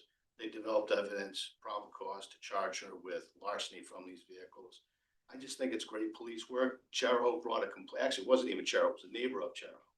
But students on campus were victims to theft, and they know that their SRO and their detective in this community followed up on that, was able to find the person responsible and of the restitution. So great work by those two. It's Brock Taylor and Adam Witz. The other thing I wanted to share with you has been a long time coming. As most grants and APRA funds that involve spending over $500,000, it requires RFPs. There was a federal shutdown during that time. We had been waiting on this radio communications tower that serves our entire area. Both EMA, who is very interested in investing in this, they're going to put a camera on this tower. The tower itself we received for free. It was a previous tower that stood in Charlestown. The tower is kind of timeless. It's very heavy, very strong steel. It's called a lattice tower. It's three-legged, and it had been completely disassembled and placed in Gloucester for the last several years. When I saw it on the ground, I didn't think it would actually go to 160 feet because when you disassemble a lattice tower, it doesn't look like a lot. We went out to bid in 2024, around this time, it was 2 years ago. And we had many interested parties, a lot of questions and site visits. The people that won the bid was Elevated Consulting. And I cannot say enough about the professionalism and the ease of working with this company. The fact that they're still involved, despite the delays, Aaron, right? Yeah. And all the hurdles they had to go through, because when you take money from the US government, as it should be, there's a lot of checks and balances, but it's species of bats, whether there are Native American tribes in the area, historical properties like the one that we have at that particular location, because the tower was erected in, the original fire tower was erected in 68 or 69. And because of that, and even though it's on restricted use land that the public's not supposed to be on, it's a historical asset that has to be protected. So Rhode Island Historical Society got involved and we had to satisfy that. So it keeps pushing that timeline out. And with construction like this, where you're pouring and digging, pouring concrete, you need seasonal cooperation. We had a blizzard and some other snowstorms this year, so it kind of delayed everything. As soon as they got the green light, they have made unbelievable progress. So polite and patient and easy to work with. The pad is poured, the grounding rods are in place, the 3 tiers for the 3 legs of the tower are poured and in place. I just can't tell you how impressed I am with this company. And they were the lowest bidder by over $200,000. The next lowest bidder was 200 and change, almost $250,000 more. So, and the work that they've done in other communities, other states, has been raved about, and I see why now. We all do. So they already have a shelter in place. We're going to have a fully enclosed communications system that's going to serve the entire area. It's going to help connect the network with Rhode Island EMA, which is 800 megahertz encrypted communications, and that's what all of our partners are on. We're still on VHF as primary with 800 as backup because of the quality of connection, line of sight. This tower is going to be well above the existing vegetation. It's going to go up 160 feet. The tower that we have been using from EMA is a portable tower for the last 4 years after the fire at the cabin fireworks from juveniles that used to host our antennas. That structure's sound, but the cabin needs to be repaired. So the long story short is it's underway. They're making fast work out of all of it, and they have been ultra professional. I cannot say enough about that company, Nathalia and Dan have been great. This was a collaboration that began with Karen Pinch, our Mhm. former town administrator, Chief Scott Barber, myself, Aaron, our EMA directors, and the EMA itself, Gil Woodside from EMA, and the current director there, Mark Pappas, have been great. So I can't wait to show you images of it at Yeah. some point, but I'll hold off until it's up. Sounds great. Thank you so much. Chief. On to our finance director's report, who's not here. So Erin, I'm going to send it over to you. Yep, so we have two water agreements with the town of Hopkinton to make connections at 102 Kingston Road. Actually, I think the water agreement, those are our parcels, so it's just a connection agreement, so that's a misprint there. Okay. But those are along Kingstown Road for 102 Kingston and 102B Kingston Road. Can we give him one motion? Yeah, all right. Can we have a motion to approve these? Motion to approve water connection, new water connections at 102 Kingston Road and 102B Kingston Road for Shoreline Properties with authorization to sign by the town council. Second. Second, all right. We'll go for a roll call vote. Counselor Madnick, Yes. Palmigano, Yes. Reynolds, Yes. and myself, yes. Wonderful. Alright. Nothing. So the next item is a resolution regarding our assessment and collection of tax following our budget that was approved by the voters. This, when we had a financial town meeting, this would have been done in several resolutions, but this just authorizes staff to do billing appropriately by date and assessments by date. Awesome. Thanks so much. I'll make a motion to approve the fiscal year 26-27 tax resolution. Second. Seeing no good discussion, we'll go for our vote. Counselor Madnick, Yes. Palmigano, Yes. Reynolds. Yes. And Wilcox, yes. All right, thank you for that. On to tax assessor, Mr. Drew. Go ahead. Thank you for joining us and for your Thanks for patience. having me. This is just a bit of housekeeping to make sure that the existing tax exemptions have the same amount of benefit for people after the property revaluation. Because property values went up, as I said in my memo. Mhm. That affects the benefit for people that have these exemptions. For sure. Did you have any questions, first of all, or? I do not. Does anybody on council have questions? Doesn't look like it. I guess we'll have a motion to authorize for a public hearing. I'll make that motion. So moved. Second. All right. Second. So moved and a second, by Counselor Palmigano. We'll go for a roll call vote. Counselor Madnick, Yes. Palmigano. Yes. Reynolds, Yes. and Wilcox, yes. Thank you for being here in case you had questions. I appreciate that. Thanks, Jay.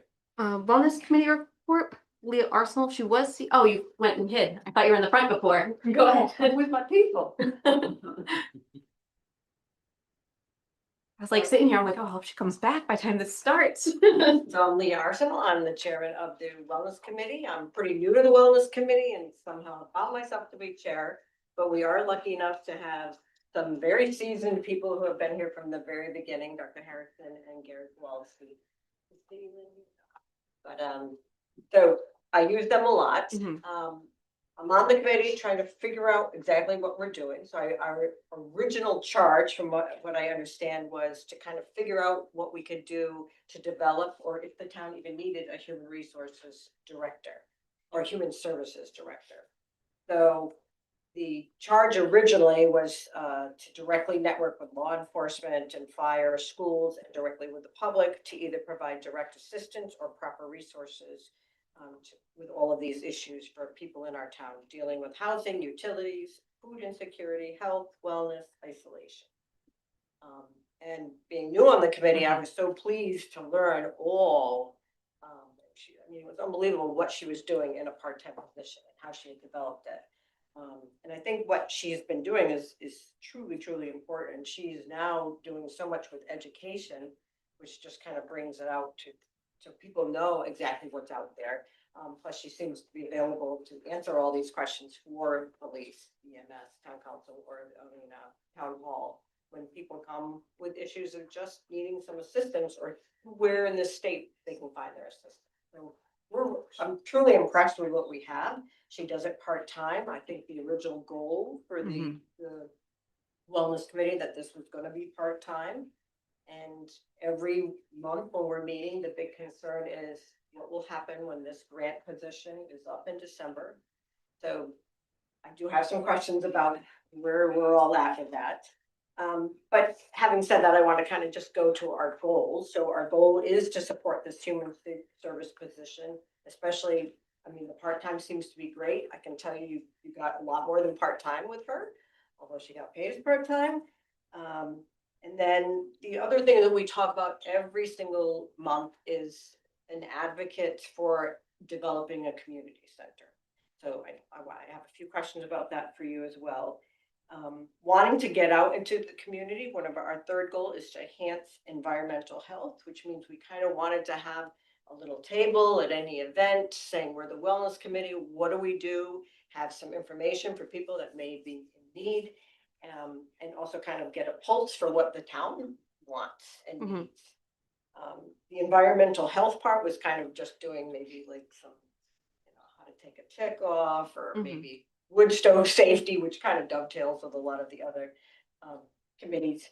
But we just thought we would have some, you know, gimmick to get people to come to the wellness table and let us talk and see what's going on in our town. So, and of course, the fourth is the same for every committee. It's to build some partnerships with these other committees. We're gonna, you know, we try to go to, one of us tries to go to one of those committees and kind of hear what they're saying so that they know what we're doing, that we're not all doing the same thing, or at least we can help each other. So, having said that, my questions are, how does this wellness committee fit into the town's broader wellness and health services strategy? And how do you see this human services position long-term? I don't know if we're all gonna have different answers on that. If we should go like League of Women Voters Night, we're all gonna take turns here. I think we should. You think we should? I know the grant is ending at the end of the year. I would envision somebody looking for new opportunities to keep the position going. That would be mine. One question, I'm supposed to be answering the question, but it was my understanding through one of your former members that the goal of this position was to be full-time. The initial ask was full-time, and then the council approved part-time. Am I okay, I'm getting nods. So there's a little bit of, I think you may have just misspoke. I just wanted to make sure it was clear. So I would like to see the position continue the way it is, the way it's growing, because there's clearly a need or it wouldn't be so successful. What was the first part of your question? That was the second half. Well, we're just talking about wellness in the town. Wellness in the town in Really, general? This position was what it needed to be and where we were going with it. I think it was. Yeah. Should we go down the line? Sure. Yeah. Or Councilor Madden? Yeah, I mean, I support the position. I'll admit, I don't have any tangible benefit from it, but that doesn't mean I don't support it. From the. Or that you won't. Or that I won't, Okay. yeah, so when I finish, I'll summarize it for you. From the residents that I have spoken to that do take advantage of the services that we provide, I think it's almost immeasurable for some of them. And I think for people in town that are detractors of the concept of expanding government, right? So by creating a part-time or full-time position for the human services directorate, we hear a lot of times, well, you're just expanding government, you're costing us more money.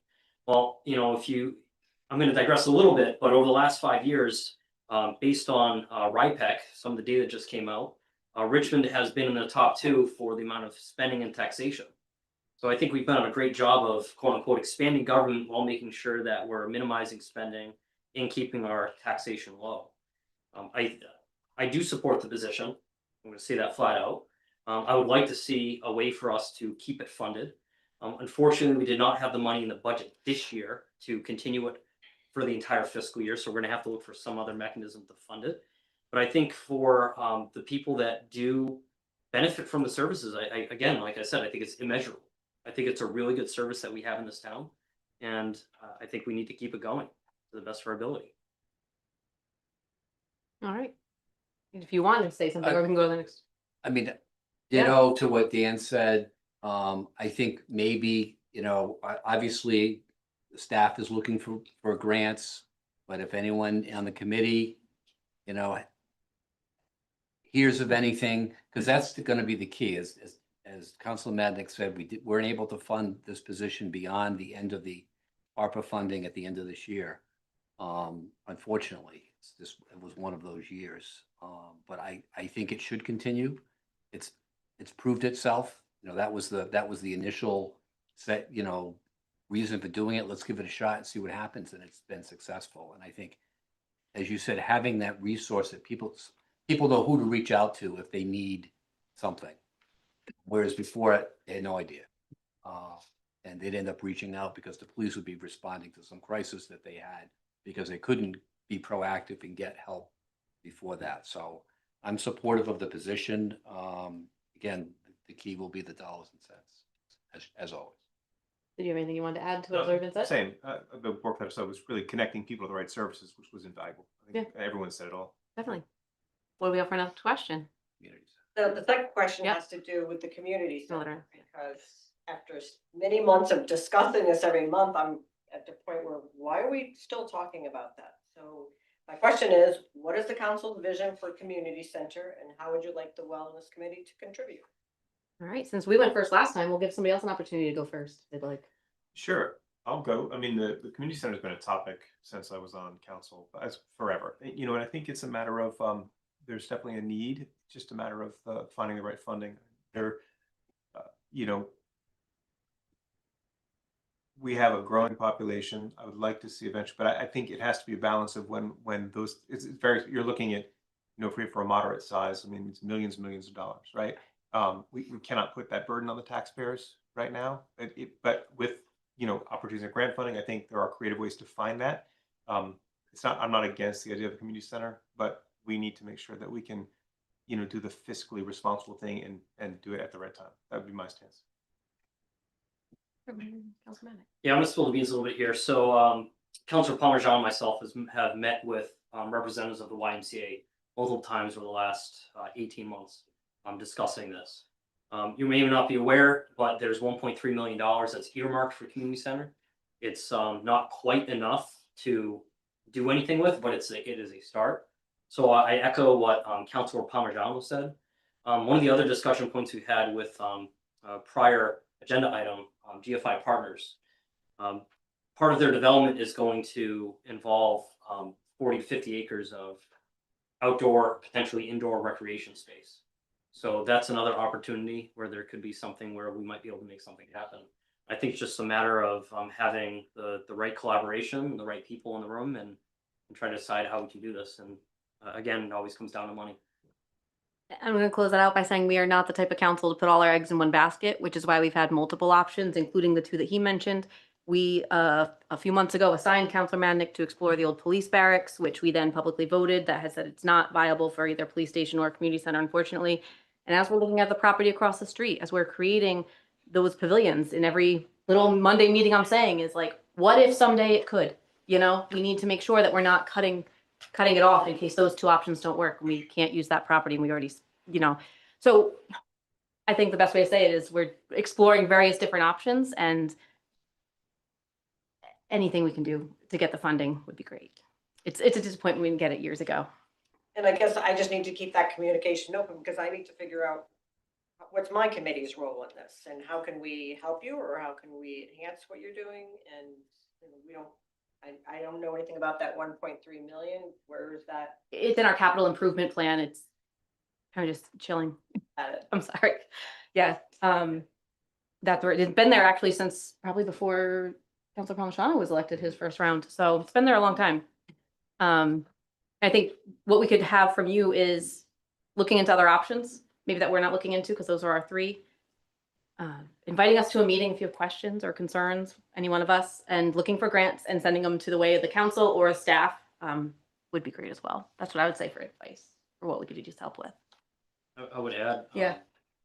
through your work, you can determine what the needs of the community are. And once we have a rubric for what we need for community center, then we can determine at least where to start and potentially move forward with some federal earmarks. I've seen the last couple of years, my term on council, I've seen quite a bit of different municipalities that have been granted millions of dollars through the federal government to do these things. And I think Richmond, because we haven't had the right people with the right focus and the right effort, and it seems like most communities ready to do that, and asking the right questions, that maybe we can move forward and actually get something for our town. and find the right partners in our community to move forward with that. 'Cause I'll tell you, you know, talking to residents through the last couple of resident campaign cycles, they really want more third spaces in this town. They want areas where they can gather. They love the food trucks. It's one of the top items I hear. There's nothing for us to do in this town. Where can my kids go play? Right? Where can we gather as a community? Like, I think we need that, and we need that for our social construct. We need people to be able to mingle and get together and talk to each other. And that's one thing that we are missing in this town right now. All right, I hope we answered Thank your you question. so much. I didn't know if you two had anything to add. I think you covered pretty well. I just have one thing. I don't have the numbers, but I'm pretty sure that. Do you mind just your name for the record? Oh, I know it. Dr. Rob Harrison. Thank you. I'm pretty sure that Kate Schimmel, who was in that position, got a lot more money in grants than she ever got paid. Oh, yeah. Oh, She definitely. was able to get a number of grants, and that was not even her primary goal or her primary position. But she worked very hard and got a lot of really good grants that's benefited the community quite a bit. Yeah. So that's, I know there is, at least my understanding is there has been a partial position for grant writing for the town. So hopefully that's gonna help us get some of this stuff, but. Hopefully. And I know one of the initial reasons we started the wellness committee too was because Chief Johnson had said, you know, we see people who have great needs, but we have no place to point them. So that was one of the main reasons for looking for a human services director. How can we help every other facility and every other organization in the town to get the help that people need? I focus primarily on suicide prevention and mental health right now. And there's a great deal of need in our town, in our county, in the state, for all of these things that are going on. But we need somebody to control it, to help us direct it. Definitely. Thank you, Councilor Owens. I was gonna drop a hint that maybe the Rhode Island Foundation might be able to provide us with money for our human service director position. Taking notes. All right, so that concludes the Wellness Committee report. We now have the Rich Task Force report, which Jim is going to be taking over. Go ahead, Councilor Palmigano. Yeah, thank you. And I believe attached to the agenda tonight would be a little flyer for Richmond in Motion and contest rules. I'll reference those, but just to give everyone a little background. So the Rich Task Force, obviously we have been working on, we've created a village strategy. It's an opportunity to highlight the unique character of our villages within the town for a marketing strategy, and we're tying that in to this Richmond in Motion film contest. So I'm thrilled to officially launch this Richmond in Motion film contest. It starts tonight, June 16th, and we're calling on creative storytellers, filmmakers, talented youth under 18 to create a 2-minute promotional video that brings the Rich Task Force vision statement to life. The challenge is to weave in the 5 historic mill villages, so Hope Valley, Wyoming, Carolina, Shannick, and Escapog, into a single vibrant narrative that showcases our towns as a sanctuary of both adventure and tranquility, where families and businesses thrive together. This is, I want you to think of like an epic movie trailer meets municipal pride. That's the way we're positioning this.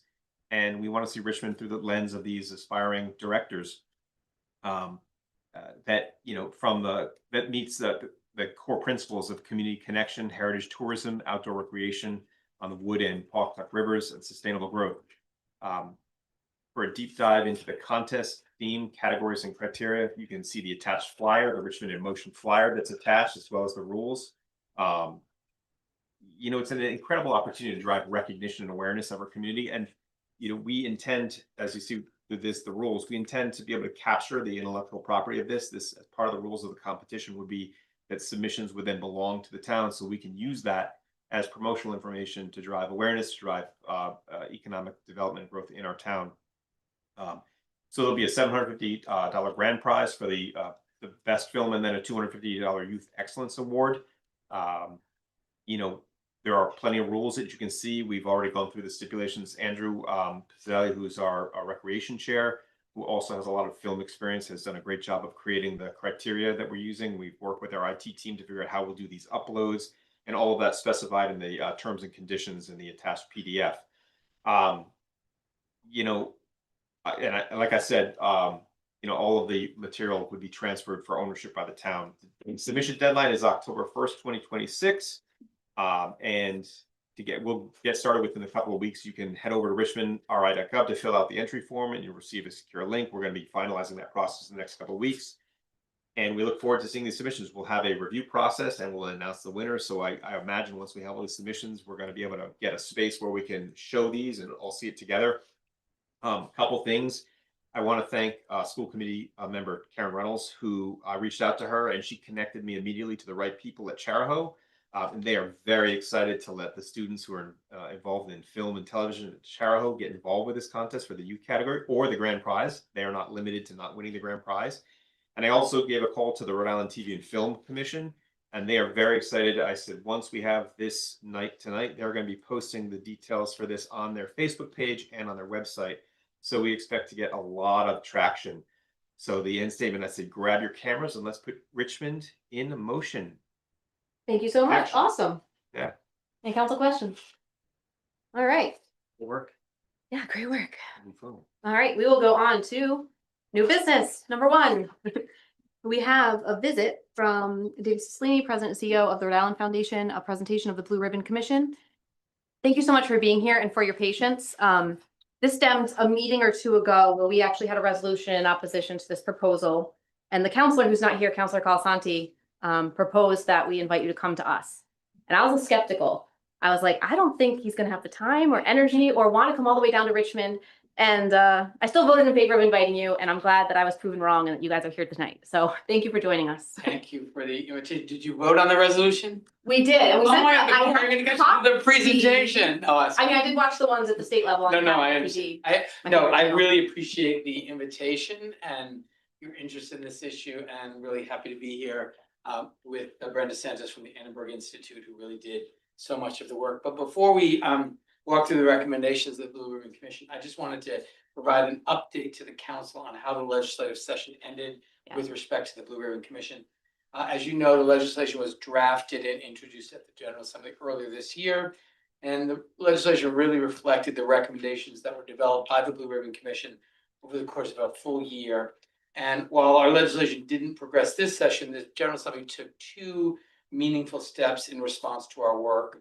First, they enacted a budget which included the budget item which directs the Department of Elementary and Secondary Education, working with the Office of Management and Budget and the Division of Municipal Finance, to submit a report by October 1st of 2026 as part of this fiscal year 2027 budget submission, comparing the funding system proposed by the Blue Ribbon Commission to the current system using validated fiscal year 2025 UCOA data. That report will include a comparison of state and local contributions for traditional districts and charter schools under different state share percentages, recommendations for proposed weight for special education and career technical education students, and an analysis of the statutory recommendations. The budget also increases the student success factor to 43%, which was part of a recommendation actually made by the Blue Ribbon Commission. In addition to that, the House and Senate passed a joint resolution creating a special legislative commission to study the feasibility of revamping the funding formula for public education in our state. Really, again, a direct response to the commission's report. And that means running a series of cost scenarios, studying the feasibility, and developing a thoughtful transition plan.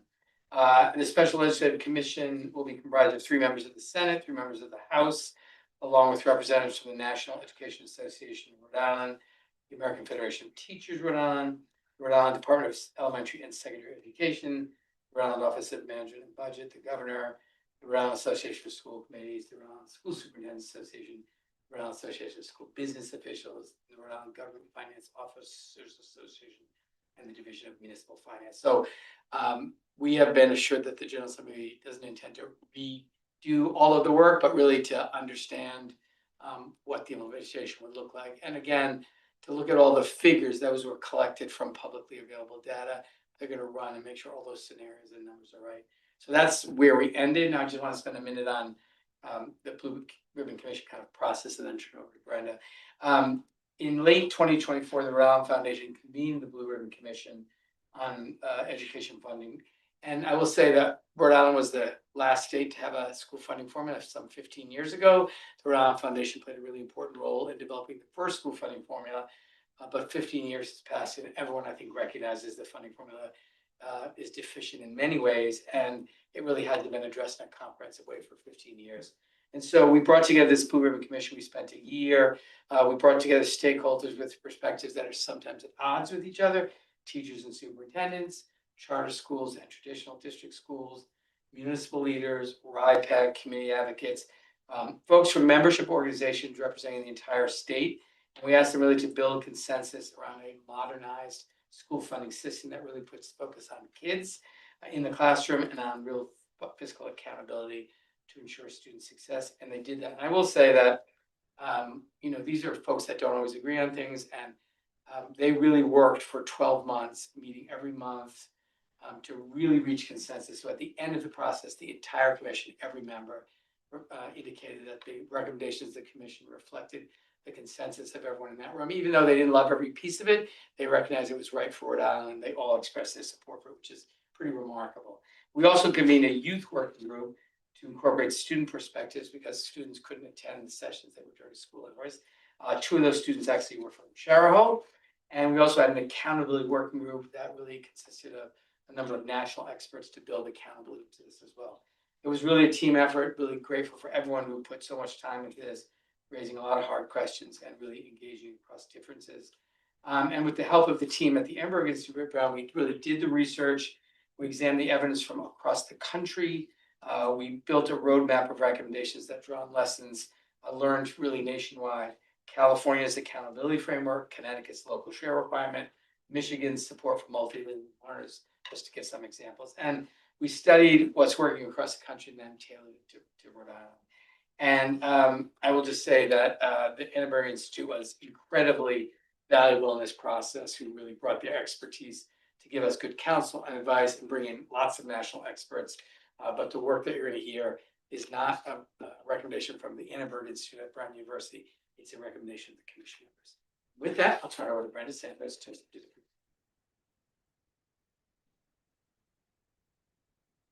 I think we had some slides as well. Is it coming up behind me? Great, thank you so much. So while we're waiting for those, my name's Brenda Santos and I direct Rhode Island Research Partnerships at the Annenberg Institute. And I worked on this project with our executive director, John Pape, and a research team at Annenberg. Our role was to facilitate the process with the Blue Ribbon Commission and to provide research partnerships both within meetings and outside of meetings. So we can go to the next slide. Thank you. I'll go through these first slides very quickly because I think David touched on a lot of these points. The commission brought together a diverse group of leading voices across the state with national experts, and the report represents a consensus vision. And my intent today is to explain at a high level, the recommendations within the commission's report, and then to answer questions that you have. Most things that I'm going to talk about today, we could spend lots of time going into detail about, so I'll let you take the lead on which pieces you want me to elaborate upon. Here you see the groups, every group that was represented in the Blue Ribbon Commission. You'll notice, as David noted, that there are groups here that represent really important constituencies, end users of the school funding formula. So representatives of taxpayers, of municipalities, of school systems, of the public, of parents, superintendents, all the different groups, teachers, were all represented here within the commission. This was not a group of lawmakers or policymakers, but instead end users who were familiar with both the kind of needs that people have around school funding and the problems of the current system. So again, the process involved about a year of meetings with the Blue Ribbon Commission. Those meetings, when I say brought commission members in contact with national expertise, I mean quite literally. We did a lot of research between meetings to identify who those people were, to hold conversations, and to collect data and insight from experts who are working in the field in other states, and also people who study these topics, who are experts in school finance, in particular kind of aspects of the issue. And then we determined which of those people we needed to bring in front of the commission to address some of the questions that the commission had around particular topics. The youth working group, again, as David noted, 14 students from 8 LEAs, so that's traditional public school districts and charter school districts. The students represented rural, urban, and suburban students from around the state in all different types of schools, so some of them in CTE programs, some in charter, some in their traditional districts. And again, 2 wonderful students from Chariho. I can say that because I personally got the privilege of facilitating that group with another member of the commission. The accountability working group met separately and then presented to the larger commission. This is an area where we needed some very specific expertise around ensuring that public dollars were used effectively and efficiently. So that group met separately, worked through some issues with us, and then came before the commission to discuss the questions we were trying to answer. Annenberg conducted around 45 interviews with stakeholders and local national experts. The commission's process began by learning about the history, just kind of level setting with each other about the history of the funding system here in Rhode Island that already exists and the kind of experiences people are having with it. So what is working about it? We appreciate that we have a school funding system here within the state, and that the formula is, it constitutes a kind of clear system for determining what it costs to educate students, and then determining what portion of that is paid by municipalities and what portion is by the state. But we knew that there were a lot of problems with the particulars of how that was functioning. We were able to surface that in our first few meetings. We also thought it was really important to begin with these shared guiding principles. So in developing recommendations for a school funding system, we began by acknowledging that the system that we developed needed to be sufficient. So it had to fully support public education needs for all students, student-centered. We're funding the education of students, and we try to be as precise about those needs as possible.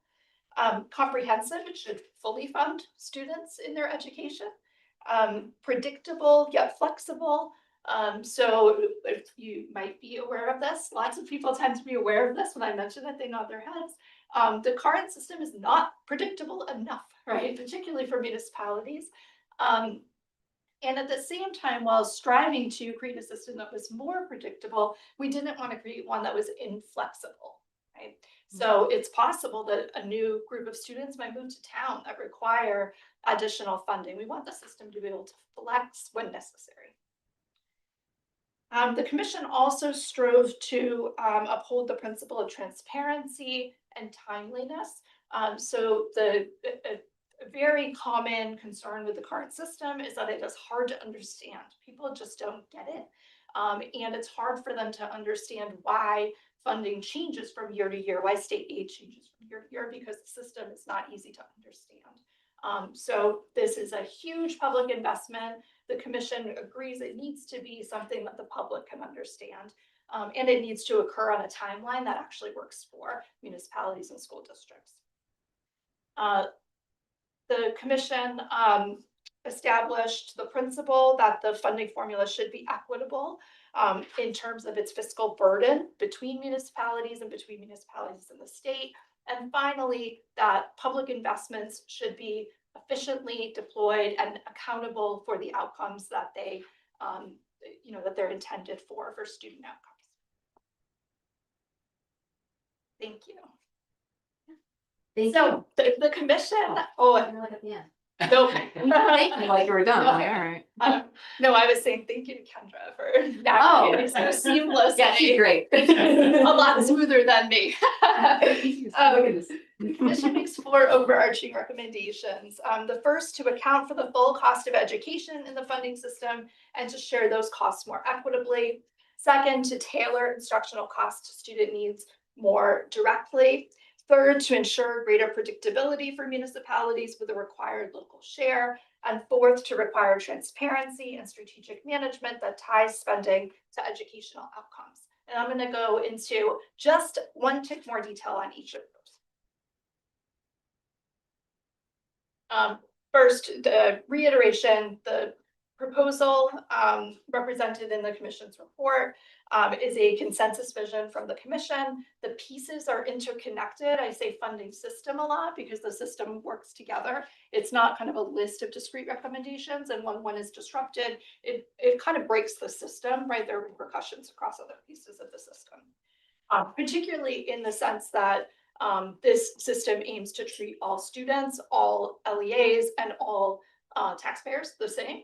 And so when pieces are kind of one piece is taken from here or from there, that is broken. And then finally, this project really aims to clarify and redistribute the cost of education, not to make a statement about what the cost of education should be, but to reflect back what it truly does cost. So recommendation number one, again, is to account for the full cost of educating students in the funding system and to share those costs more equitably. So what does that mean? Let's go to the next slide. What you see here is just a bit of table setting. At the top, these are current numbers from the last year. So at the top, the total education spending in the state by both municipalities and the state of Rhode Island is just over $3 billion, with a little bit more than half of that coming from state funds and a little less than half coming from local municipalities. That bottom row is really where I want to direct your attention, because it's those three categories that these proposals really focus on in thinking about who is going to fund which pieces of the cost of educating students. So what you see here is what's currently true. So in the far left, you see state covered costs or state covered contributions. That includes your categorical funds like high cost special education. High cost special education means special education that costs more than 4 times the typical student. That's around $75,000 right now. In the middle, you see shared costs. And that first bullet, instructional costs, is really what we're talking about when we say the funding formula today. The funding formula begins with a base amount called the core instructional amount. And the core instructional amount is a regional average of the cost of teacher salaries and curricular materials, instructional materials. So when we say in the funding formula today, we're really pretty narrowly focusing on that subset of the cost to educate a child. We're not talking about things like transporting them within the district or maintaining the buildings that their teaching and learning is happening within. So that first bullet is the funding formula as we think of this today. There are other shared costs. They are just shared in different ways. They're shared outside of the formula. Teacher retirement cost is an example that's shared between states and municipalities, but it is not part of the funding formula. It's not subject to the state share ratio. Out of district transportation is another example. In the far right there, you see locally covered costs. So I just said the funding formula is really limited right now. Who pays for all those other things? You do, right? The local municipality pays for those other things. The local municipality pays for in-district transportation, for building maintenance, things like that, and any other local expenditure. So the youth working group agreed, they brought some recommendations to the full commission, and one of their recommendations was to expand how we think about what's included in the funding formula. They were particularly concerned about the lack of funding for school transportation within the funding formula, and you can see a short quote from them there. Despite the fact that 5% of school budgets in 2024 went to school transportation, it is not that is not a cost that's accounted for within the current funding formula. So the commission is recommending two kinds of shifts to ensure that more costs are shared. The first is to expand that limited core instructional amount to a core education amount that would be calculated in the same way through a regional average, but would include more of the costs. So more of the kind of codes that are pulled from that in developing that regional average to include things like in-district transportation and building maintenance, health services, things like that, that are already provided within schools, but are not included in the funding formula. And then the commission is also recommending that the state take full responsibility for certain specific costs. These are all potentially high costs, and most of them are disconnected from the child who's sitting in the seat in your school district today. So if you think about this principle that we want to determine more precisely what does it cost to educate the children who are sitting in the seats right now, something like legacy teacher pension debt is a cost that the district is incurring, but has absolutely nothing to do with the child in the seat right now. The cost of paying that liability is drawing upon the funds that were intended for that child, but that cost doesn't have anything to do with the child in the seat right now.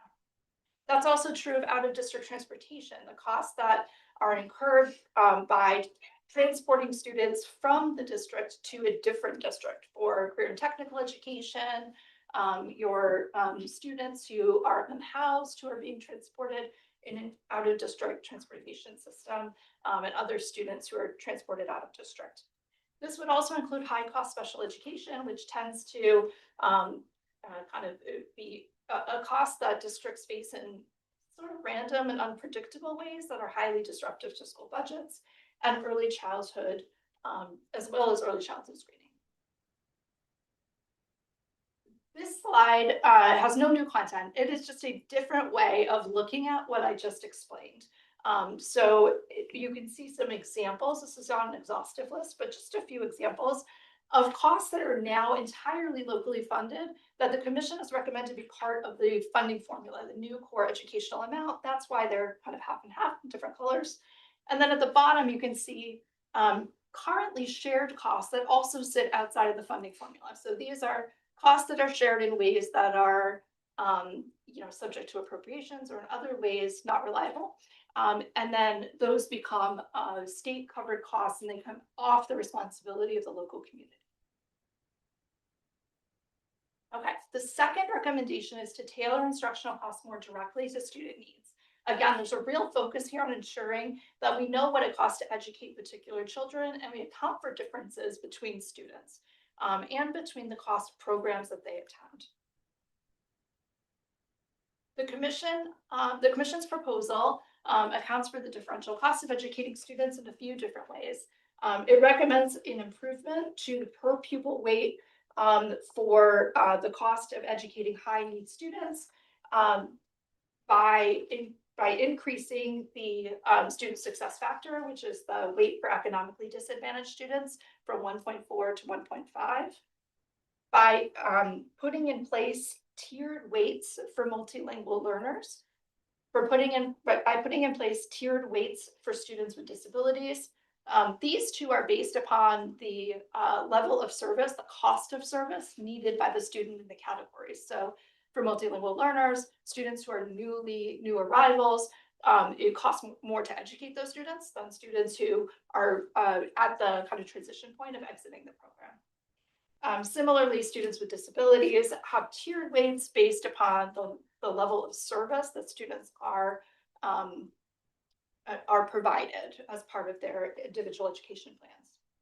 And then finally, the commission's recommending tiered weights for students in high cost career and technical education programs. The commission recognized the incredible value, the asset that we have within this state of having so many high quality career and technical education programs, and wants to continue to make those accessible to students, but also really deeply recognize the challenge of students going inter-district and the repercussions for the home district's budget.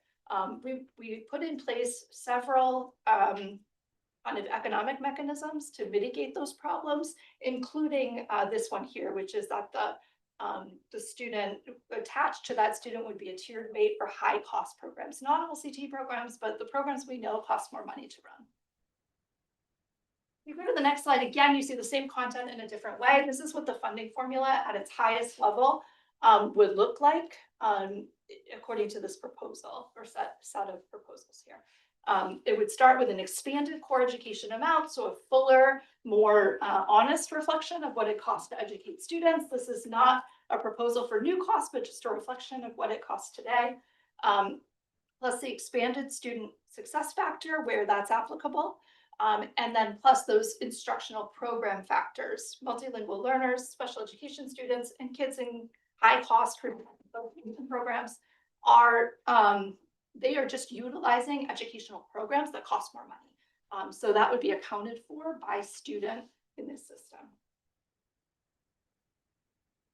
So as I noted earlier on, our intent here was to remove the differentials, to ensure that every student in the state of Rhode Island is treated the same way in the funding system, that every school system, so LEA, is treated the same way and every taxpayer is treated the same way. And by removing the differential cost, particularly legacy teacher pension debt, high cost special education, by putting those either onto the state or accounting for them in the funding system, we believe we have removed the kind of rationale, the justification for charter school holdbacks. So the commission has recommended an end to charter school holdbacks and direct payment of charter school funding from municipalities and from the state rather than flowing through traditional public school districts. So I will say here, I just want to, especially given what is happening right now around charter schools within the state, I want to reiterate that the or be clear that the commission had no debate about whether or not charter schools should expand, not exist, be limited. That was not the charge of this commission. And our focus within this commission was to ensure we had a funding system that would work whatever the state decides. Whatever kind of public school a child goes to, the child will be funded within this system. That does not mean that there should be more charter schools or less charter schools, and it has absolutely no bearing on our public ability to make those decisions. The system will work no matter what. This change is purely related to the money. We have equalized the kind of funding across those systems, and so there is no justification for those holdbacks.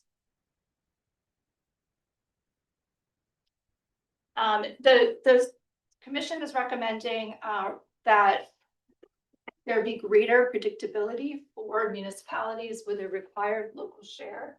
You might know that Rhode Island is anomalous in not having a required local share for education.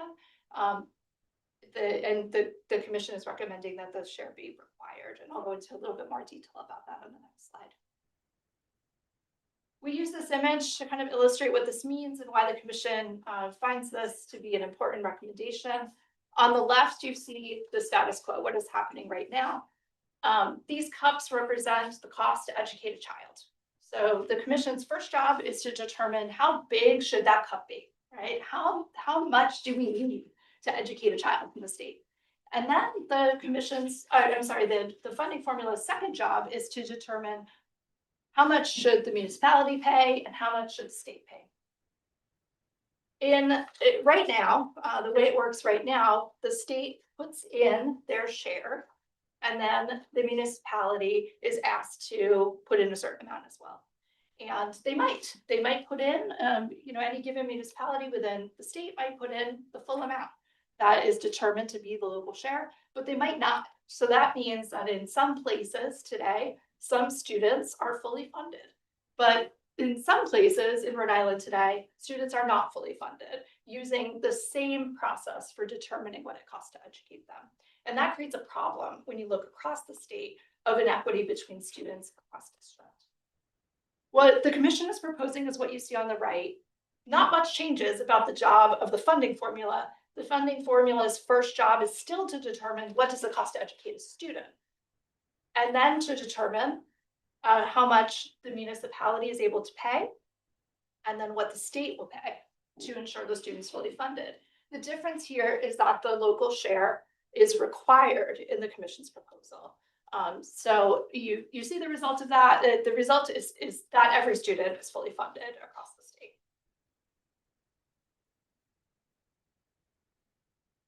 So just to be clear, the commission is recommending that municipalities pay a predictably defined local share based upon their ability to raise revenue. So that's based on assessed value of residential and commercial property. Because the commission is recommending an end to the use of the quadratic mean, that will be a direct reflection of their ability to pay that in a way that is equal across municipalities. And I've said treat different groups equally a few times. When I say treat municipalities equally and treat taxpayers equally, this is what I mean. It doesn't matter which municipality you live in, the tax that you're paying by percentage of your property value would be the same no matter where you live, because that's how this local share is determined. Okay, let's keep going. This is the last one. There's a lot here. This, as I said, this is like the Cliff Notes version, but it's a lot. The last recommendation of the commission is to require transparency and strategic management that ties spending to educational outcomes.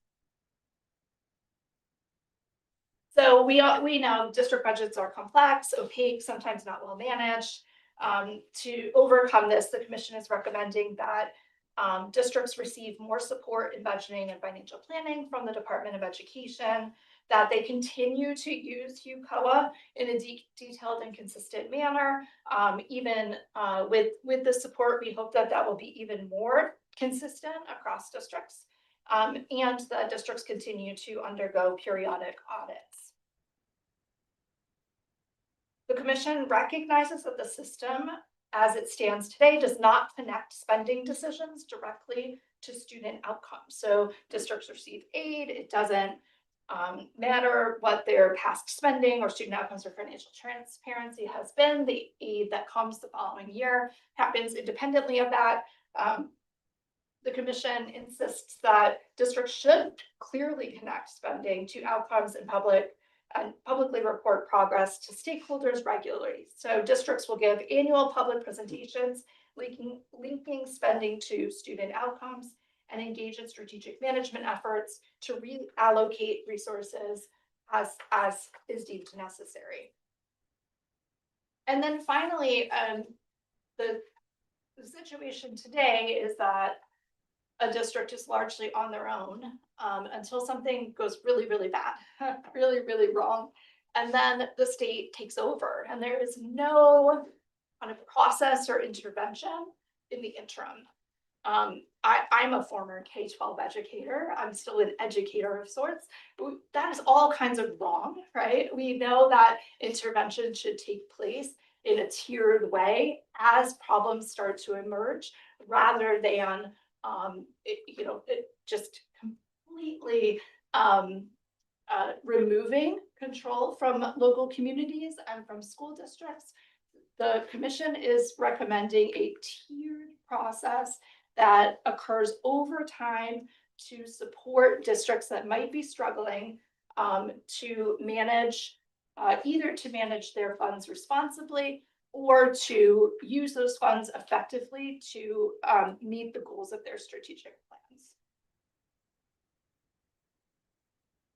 So again, 4 recommendations from the commission at a high level. The first is to account for the full cost of education in the system and to share those costs more equitably. The second is to tailor instructional costs more precisely to students' needs.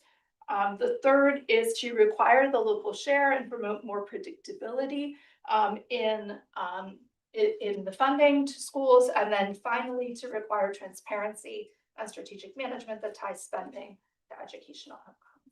And now I'm all done with our presentation. Yeah, I did want Now you're to. happy to answer lots of questions. Yeah, no, I did want to point one thing out. What the commission did not do is make a recommendation of what the level of funding should be for education. That's obviously a responsibility for the General Assembly. We did run 2 scenarios, and I think this is maybe what got the attention of the town council of the town of Richmond. Currently, the state says the state pays for 58% of education costs, and municipalities pay for the balance. But of course, now under the formula, the education costs are a much bigger group because it's not just instructional costs, it's full education. So you kept the same 58% state share. it would require the state to spend an additional $300 million to maintain that level. So we ran that scenario. If you wanted to maintain 58, you'd have to spend 300. If you wanted to not spend another dollar, here's what that would look like. The General Assembly is going to ultimately have to decide what is the right level of state share. I argued that I think the state share should be greater, because by the way, 58% is right in the middle of the pack. It's not best in the country. It's not anywhere near the best. It's actually, most places are moving toward a larger state share. So I would say they should at least maintain 58 and hopefully increase it, but that's ultimately up to them. And the period of time over which they implement it, obviously, they can't spend $300 million in 1 year. But if you look at the way the state has increased spending, it's been about 7-8% a year. So it's not a radically different amount over 3 to 5 years. The problem is they're now increasing spending through a formula that's broken. And then the final thing I would say is there are 3 or 4 communities that if you use that same share of 58%, that would have additional local costs. And what we've said to the General Assembly is they're going to have a transition plan that takes that into account, that gives those communities, whether it's a separate fund to help with the transition. But, I think they recognize that they're going to have to be an opportunity to give those communities greater time and resources to transition into a new system. But the final thing I have to say is you can't have a statewide school funding system that is fair to everyone, that's equitable, that covers all the costs of education, so that every student, no matter where they live, is treated the same and every taxpayer is treated the same, and build into it inequities that exist today. You can't. So you either do one or the other. You either have a system that's fair to everyone or you don't, but recognize, of course, that transition is going to require some support as some districts make transitions because they have benefited from a system that provided them resources. And when you have one municipality or 2 or 3 or 4 that are currently not being treated fairly in the system, you can't fix it and just carve them out. You have to do it statewide. And I think everyone's very sensitive to. And so maybe they're going to not start off at 58%. Maybe in order to protect all the communities from incurring any diminution of state aid, they're going to have to go to a higher percentage or phase it over a longer period of time. But I think that's one of the reasons they're going to run all those numbers to be sure that all that data is accurate. But I don't think anyone, in all the conversations I've had with all of the members of the General Assembly and members of the public, no one has disputed in any way the contours of this architecture. Everyone says, if you're taking into account all the costs of education, make sure everyone pays their fair share, you're shifting to the state the most volatile, most costly parts of education, which also produces some savings. When you're a special education, if you're in a district and you have a student who has really high cost of education needs, it can throw a budget off in hundreds of thousands of dollars. And you're at the mercy of the provider because they basically say, you have to provide this child and here's the cost. If the state has that responsibility, there's a real opportunity for reducing the cost of it because now they're contracting for 50 kids or 20 kids.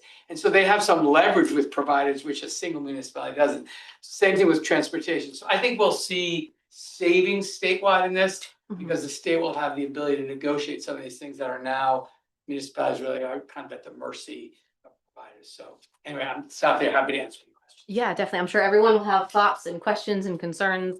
I'm going to kick it off with, the reason you were invited down here is because of the large reduction that Charahoe would see. That was a shock to our community. I understand it was just numbers that you ran and the General Assembly can do whatever we'd like.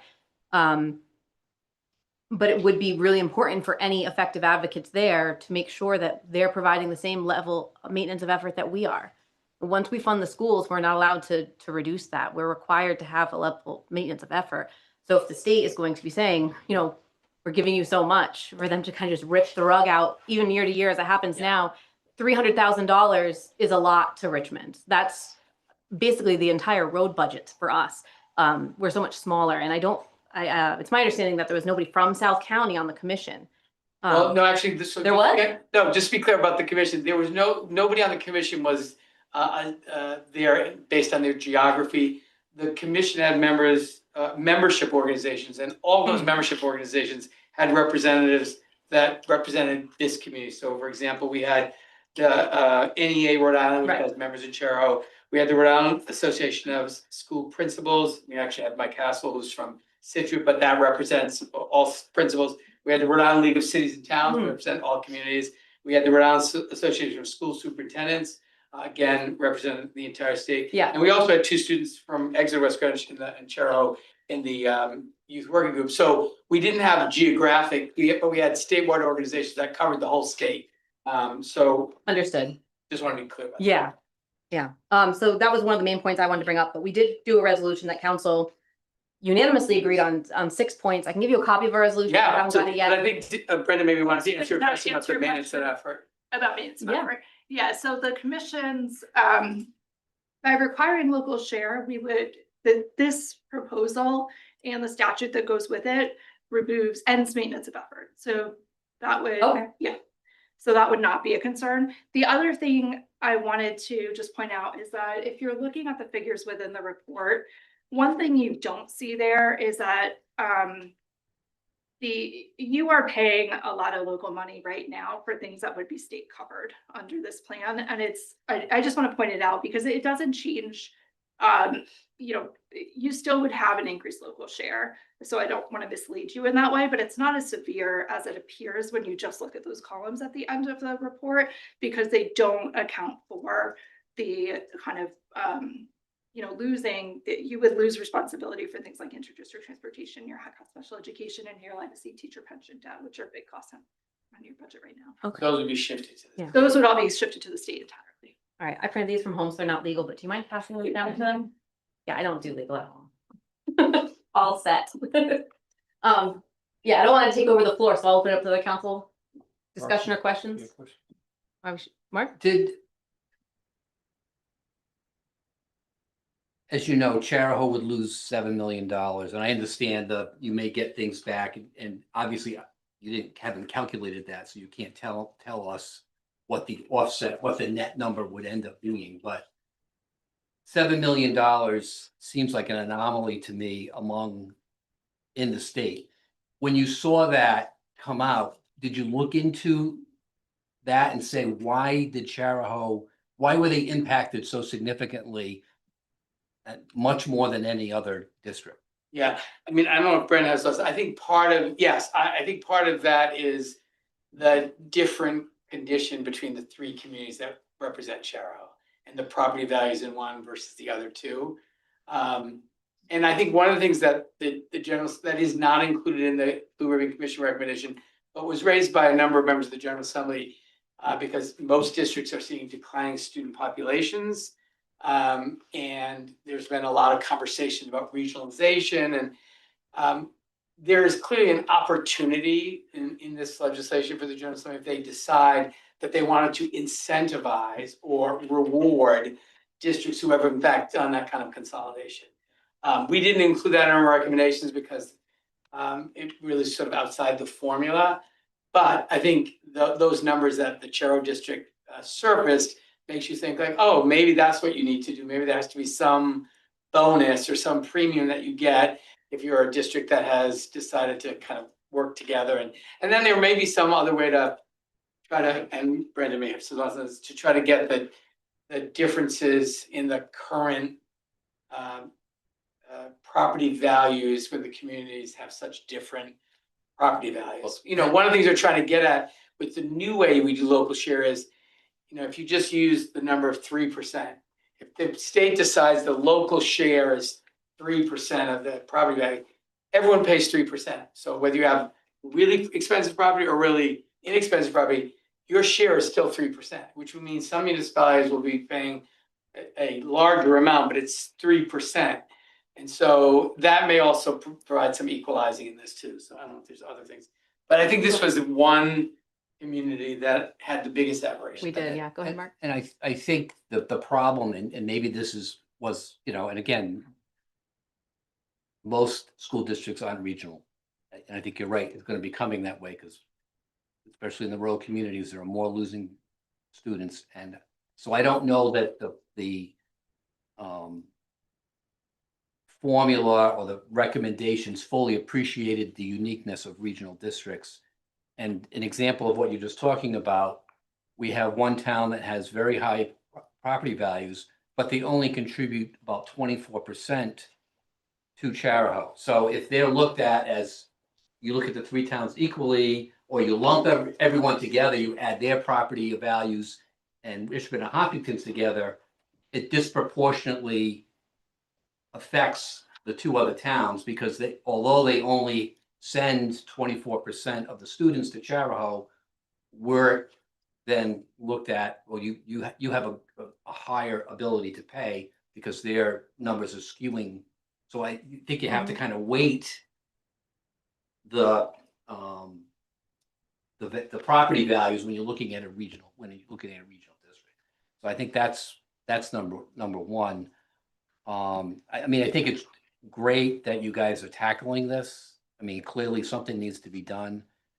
I guess the other thing, just, and I, you know, this is somewhat moot because it's out of your hands now. It's, you know, it's going to be the task force, but, you know, to the extent that you continue to contribute to this, you know, the other thing that, you know, Charahoe does get state aid for in-district transportation.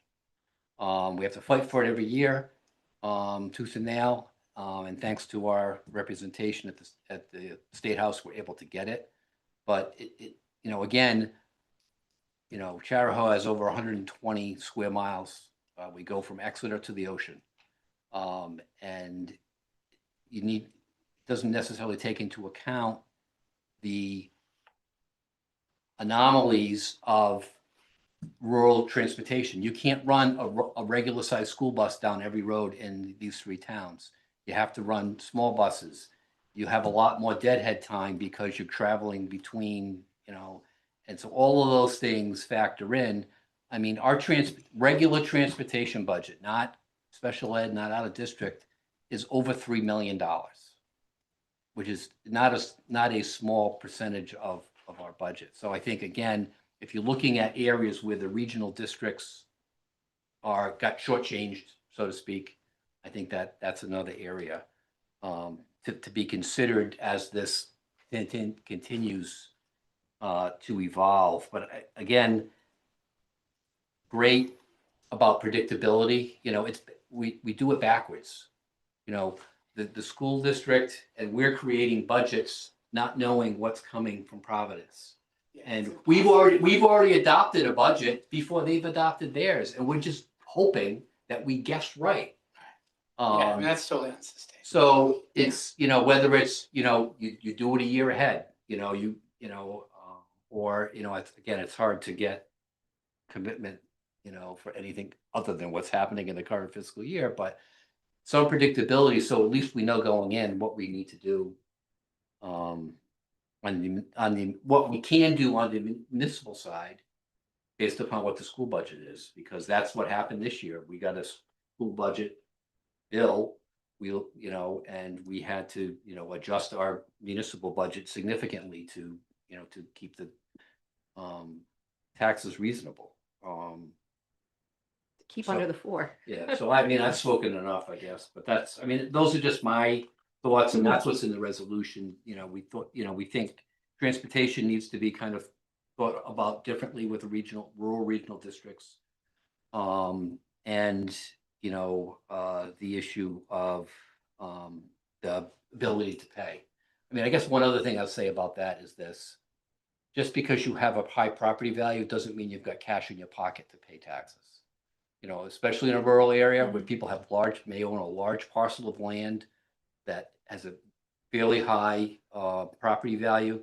That doesn't mean they have the ability to pay taxes to the town that the town can then direct toward education. So again, something to consider when you're solely looking at that as your criteria for what can a municipality afford to pay.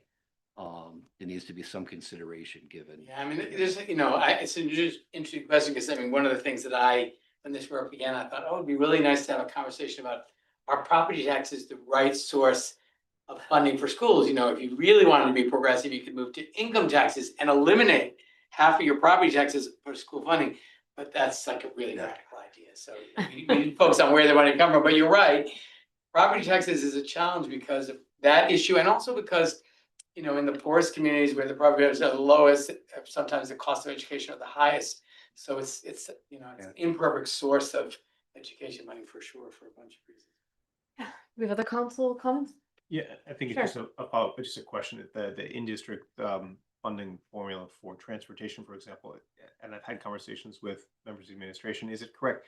That's calculated based on a per pupil or, In district transportation. yeah, per pupil, Yeah. not distance. So yeah, that's at the crux It's of it. based on, it is based on per pupil, not on Yeah. distance, so, I think we were trying to create a system that was complex enough, right? That it was nuanced enough to be more precise in determining the costs and to share those costs more accurately, but not to overcomplicate the system. This is certainly, and I think I just wrote down, I think the Legislative Commission is gonna address a lot of the unique challenges that you all are raising, that Charahoe raises specifically, and I think they're really important. So the question around the kind of differential, we tried to remove differential costs like as much as possible.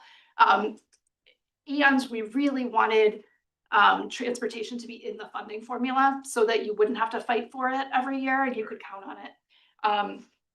But I think that kind of, whether it's rural or regional, however the legislature decides to deal with it, I think that this will be a discussion and should be a discussion.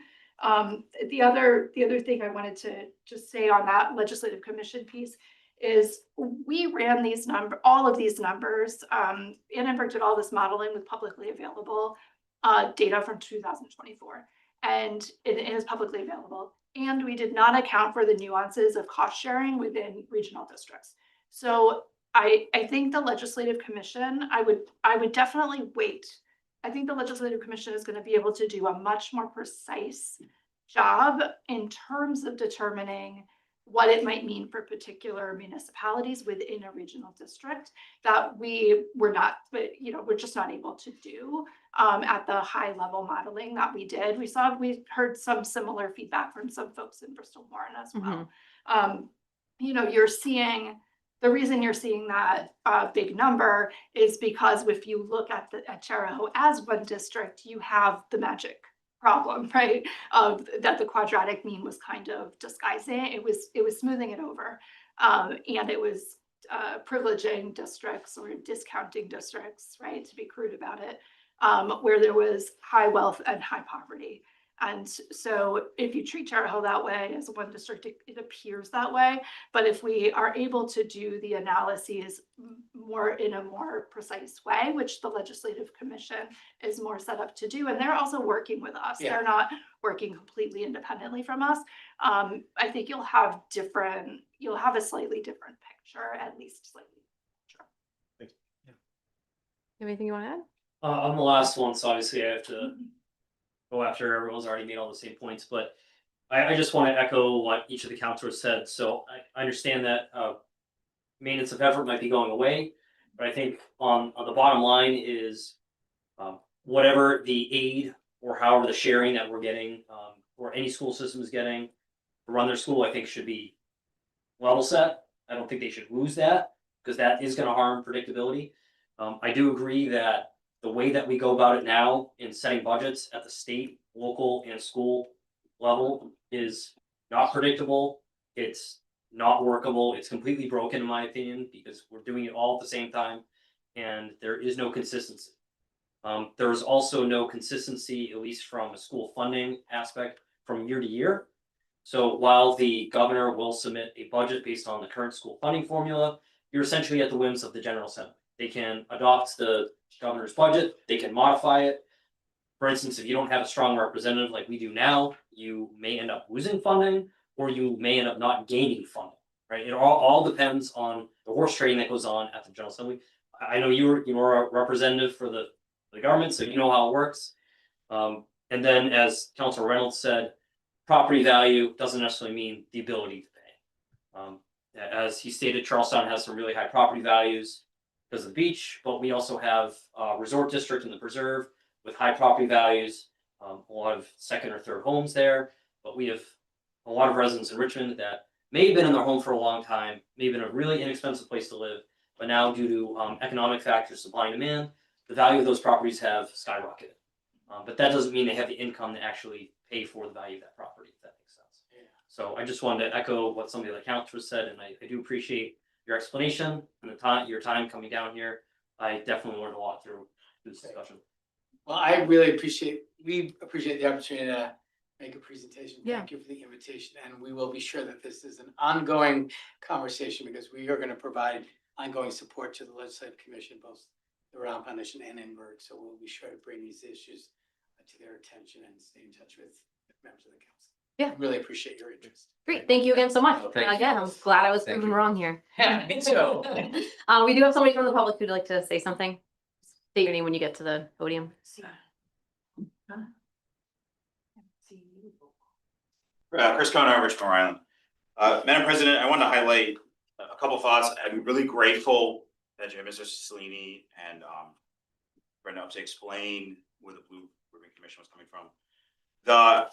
From my perspective, as an advocate for school funding, I'm there every year trying to then work with the town owners to help them understand why school funding is what it is and how we get where it needs to go. I certainly had the same concerns the council did as we went through this, and so I'm grateful for the presentation to help get into that. I recognize that it's a work in progress. I think as we go through that, I wanted to highlight a couple things. The first one is this discussion between state and local contributions. Because when I pay my taxes, I pay my state funding through an income tax, I pay my local funding through a property tax. That provides an offset, which requires a dial at least. So while Mrs. Cicilline highlighted that there's a difference between going all from income and all from property, and there's a good reason that Blue Ribbon report where they highlighted why you might want to mix it both. This provides a dial where if more state funding can help offset the impact of some of the property folks, the property taxes for those lower incomes in town that you highlighted, Councilor Reynolds and Councilor Madnick. So I'm curious to see where that evolves and how the legislative committee looks at that. As the person is one of the people who's going to go then out door to door and advocate for this with the town once we've seen what the impact is and go out to defend the chair budget. I am interested to see where the impacts, the underlying rationales behind the model. So I'm appreciative of the fact that a course model leaves some anomalies and pulling the thread on why Chair Ho looks the way it does, or some of those other committees where you saw a large disparity between high income properties and low income properties came out that way. But being able to understand what that rationale is helpful for me, so I can go defend at the doors. But also I think for the legislative committee, because as they move to the next level and understand what the mitigations are, it will be helpful to learn from the Blue Ribbon Commission, understand the details of why that number came out that way, and how we might be able to tune that. So I am interested to see as the Blue Ribbon Commission continues to work with the legislative commission and hopefully with the town of Richmond, with the chair of school committee, to understand what mitigations are needed to correct some of those. Awesome, thank you so much. All right, I've got no other comments, so one last thank you, and we'll move on to our next item. You're welcome to stay and listen more. Now we're going. I think we only have really one or two more things. Yeah, two. Awesome. On to a request for myself for discussion and selection of 2 items to discuss at the Tri-Town Council meeting. Yes, we skipped 2. We did it earlier. So for the public's benefit, this came up a couple months ago during the school committee meeting. I was approached by President Carney and President Geary, who wanted to have, and actually Councilor Burns as well. I think they talked to Councilor Madnick separately from myself. Wanted to have a meeting with all 3 town councils. At first, we discussed sending 2. Both Charlestown and Richmond are sending their full councils. But the next step of the process is to select our 2 items in which we want to talk about, because we need an actual agenda to post on the Secretary of State's website. So I pulled Charlestown's decision on what they wanted to discuss. That way we weren't duplicative of them. I did not see a decision from Hopkinton, which is fine. I may be getting to it soon. But there's a suggestion to discuss the upcoming school construction vote for the Unified Elementary School. And a second item would be affordable housing initiatives and concerns. So I wanted us to discuss and see what we wanted to put from our council on the agenda. I did have 2 suggestions. One came from both Councilor Stokes, so I was kind of surprised it wasn't in Charlestown's, and I believe Councilor Palmashana, which would be to discuss how we could utilize different resources together, kind of like we do very frequently with Hopkinton, at least, which is another thing that I agree with. And the other one I would want to discuss would be an agreement between the towns to have state aid go directly to the schools.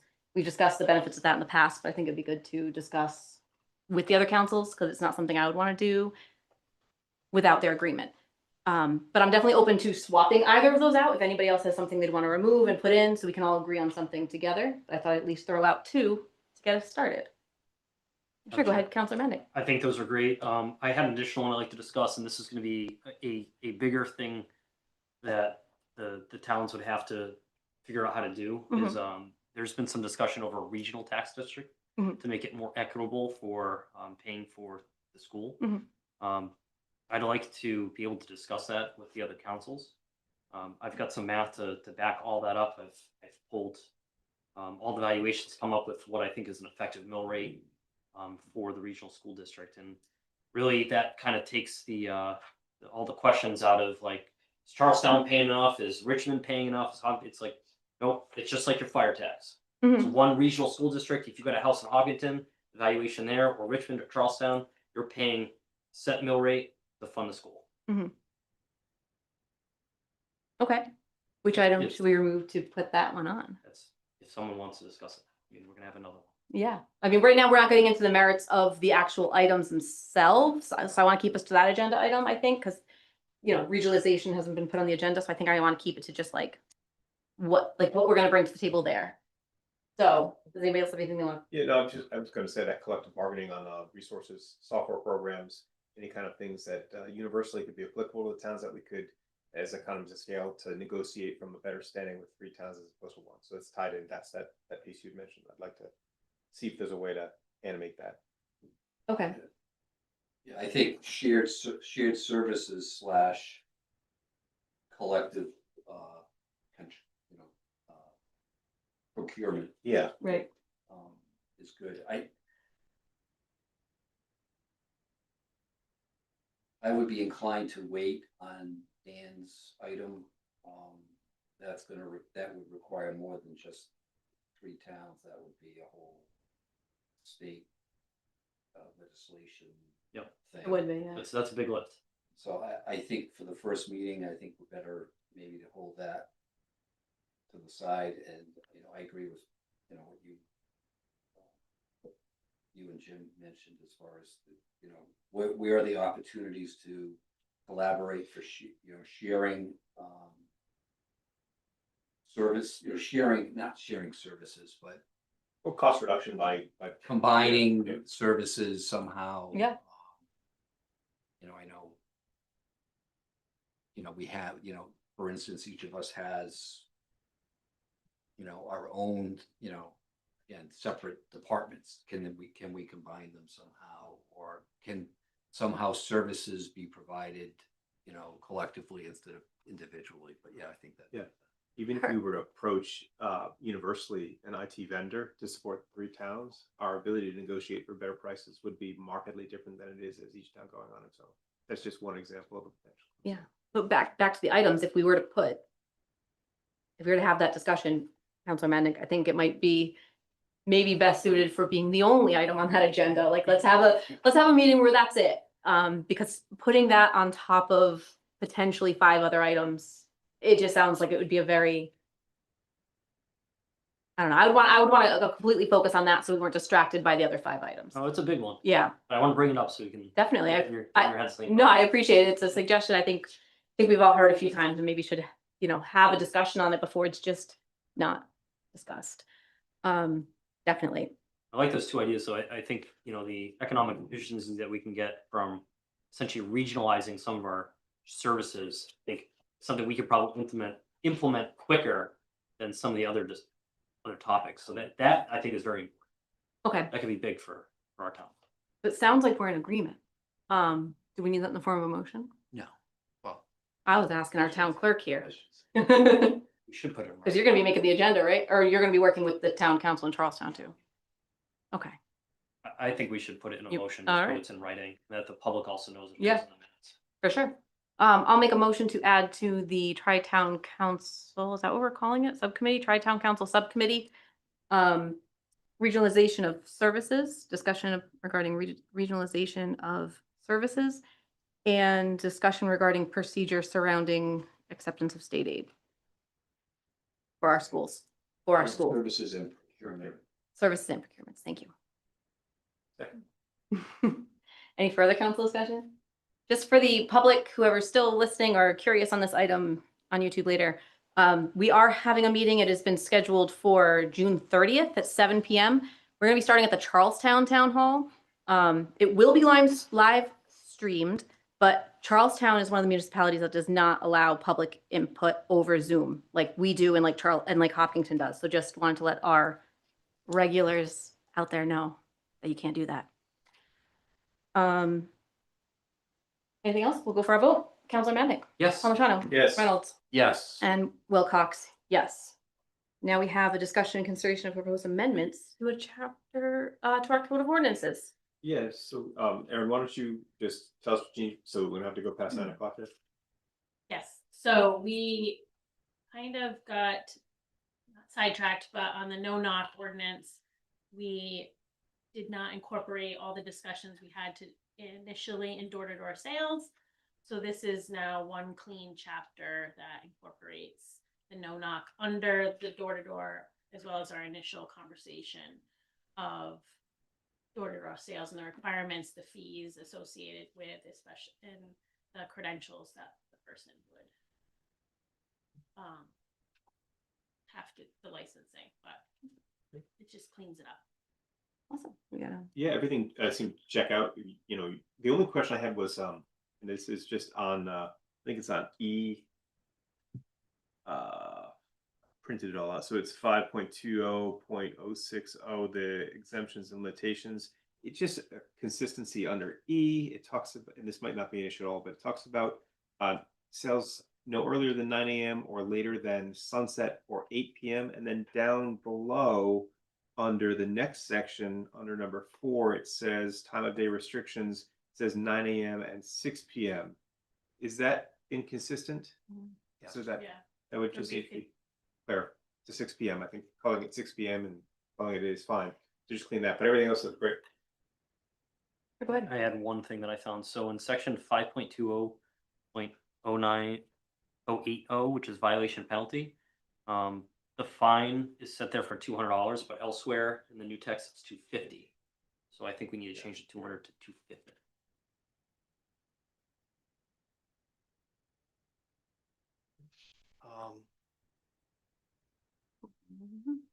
What else we got?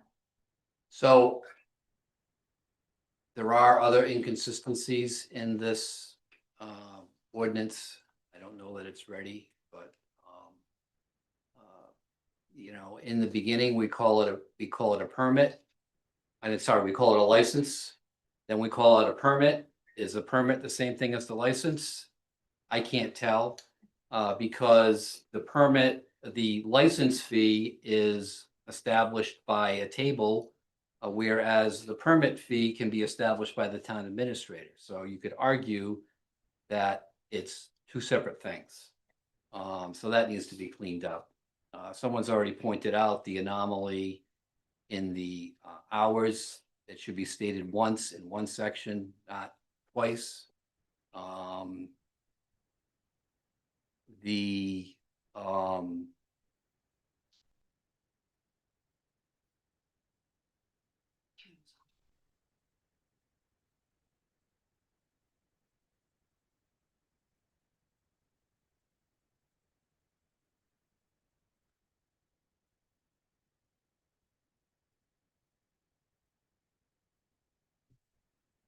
There's a provision that says the owner of the property can register the entire property as no knock. Then there's another provision that says a tenant has the authority to register as no knock. So can a property owner overrule the wishes of the tenant if the tenant wishes to have solicitation and the owner for whatever reason decides no? So that's another anomaly that's in here that needs to be addressed. Because it's gotta be one or the other. I think it should be either an occupying owner. If you are an occupying owner, you can register for the unit that you occupy. But it doesn't say that.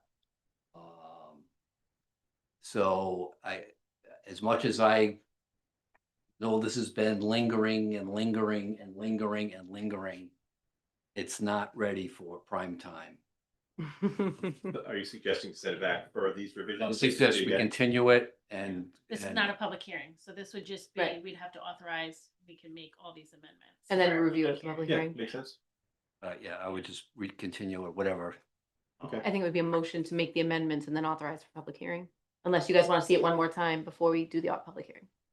We're gonna be meeting in 2 weeks from now. We haven't had a public hearing on this yet? No, we did on the no knock, but we didn't incorporate the other things, so, yeah, We have. yeah. So. The, Yeah. and the only other thing I would suggest, I think I mentioned this before. I think the license fee should be less than the penalty for soliciting without a license.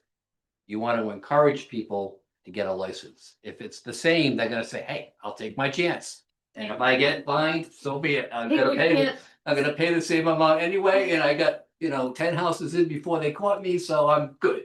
So I. And it yeah. cost me the same amount, So so. some of That that, prices add is- up. just to back up, is the door to door, we talked about months ago before we talked about no knock. And then when we incorporated no knock, we're like, well, where does this live? And then the last conversation we had on fees was so old because we hadn't even talked about the penalty of no knock. So you're right. So It should be. you can do one of two things. You can reduce the license fee to like 150 instead of 250, or you increase penalty for soliciting without a license to something higher than whatever whatever the license fee is gonna be. But What's your I think it makes sense to reduce the license fee to the 150 to encourage people to get the license, and then the penalty is cumulative, so it's 250 per infraction. That encourages people not to do the bad behavior. So it's a win-win. Perfect. All right, So would we see a revision at the July? we don't have a motion yet. We need a motion to get that in. So motion to continue this to the July 7th meeting to see the revisions based on council input. And at that time, we could then determine to send it to a. Then you'd have to authorize for advertising. Yeah. Beautiful, second. Okay. Any council discussion on the motion? Good input. All right, we'll go for a vote. Counselor Madnick, Yes. Molchano, Yes. Reynolds. yes. And Wilcox, yes. Now communication petitions, proclamations, resolutions. Motion to file. Second. All right, quick, I'm just going to acknowledge very quickly the letter from the ACLU. I think we get this annually, but we are one of 10 municipalities that offer live streaming and YouTube and public input online. We have all three of their criteria met, and not everybody does that. So thank you to our staff and for council to continuing to support transparency and public input. We have our motion to file. So go for a roll call vote. We already got it. sorry. Thank you though. Madnick. Yes. Molchano. Yes. Reynolds. Yes. And myself, yes. And motion To adjourn. second.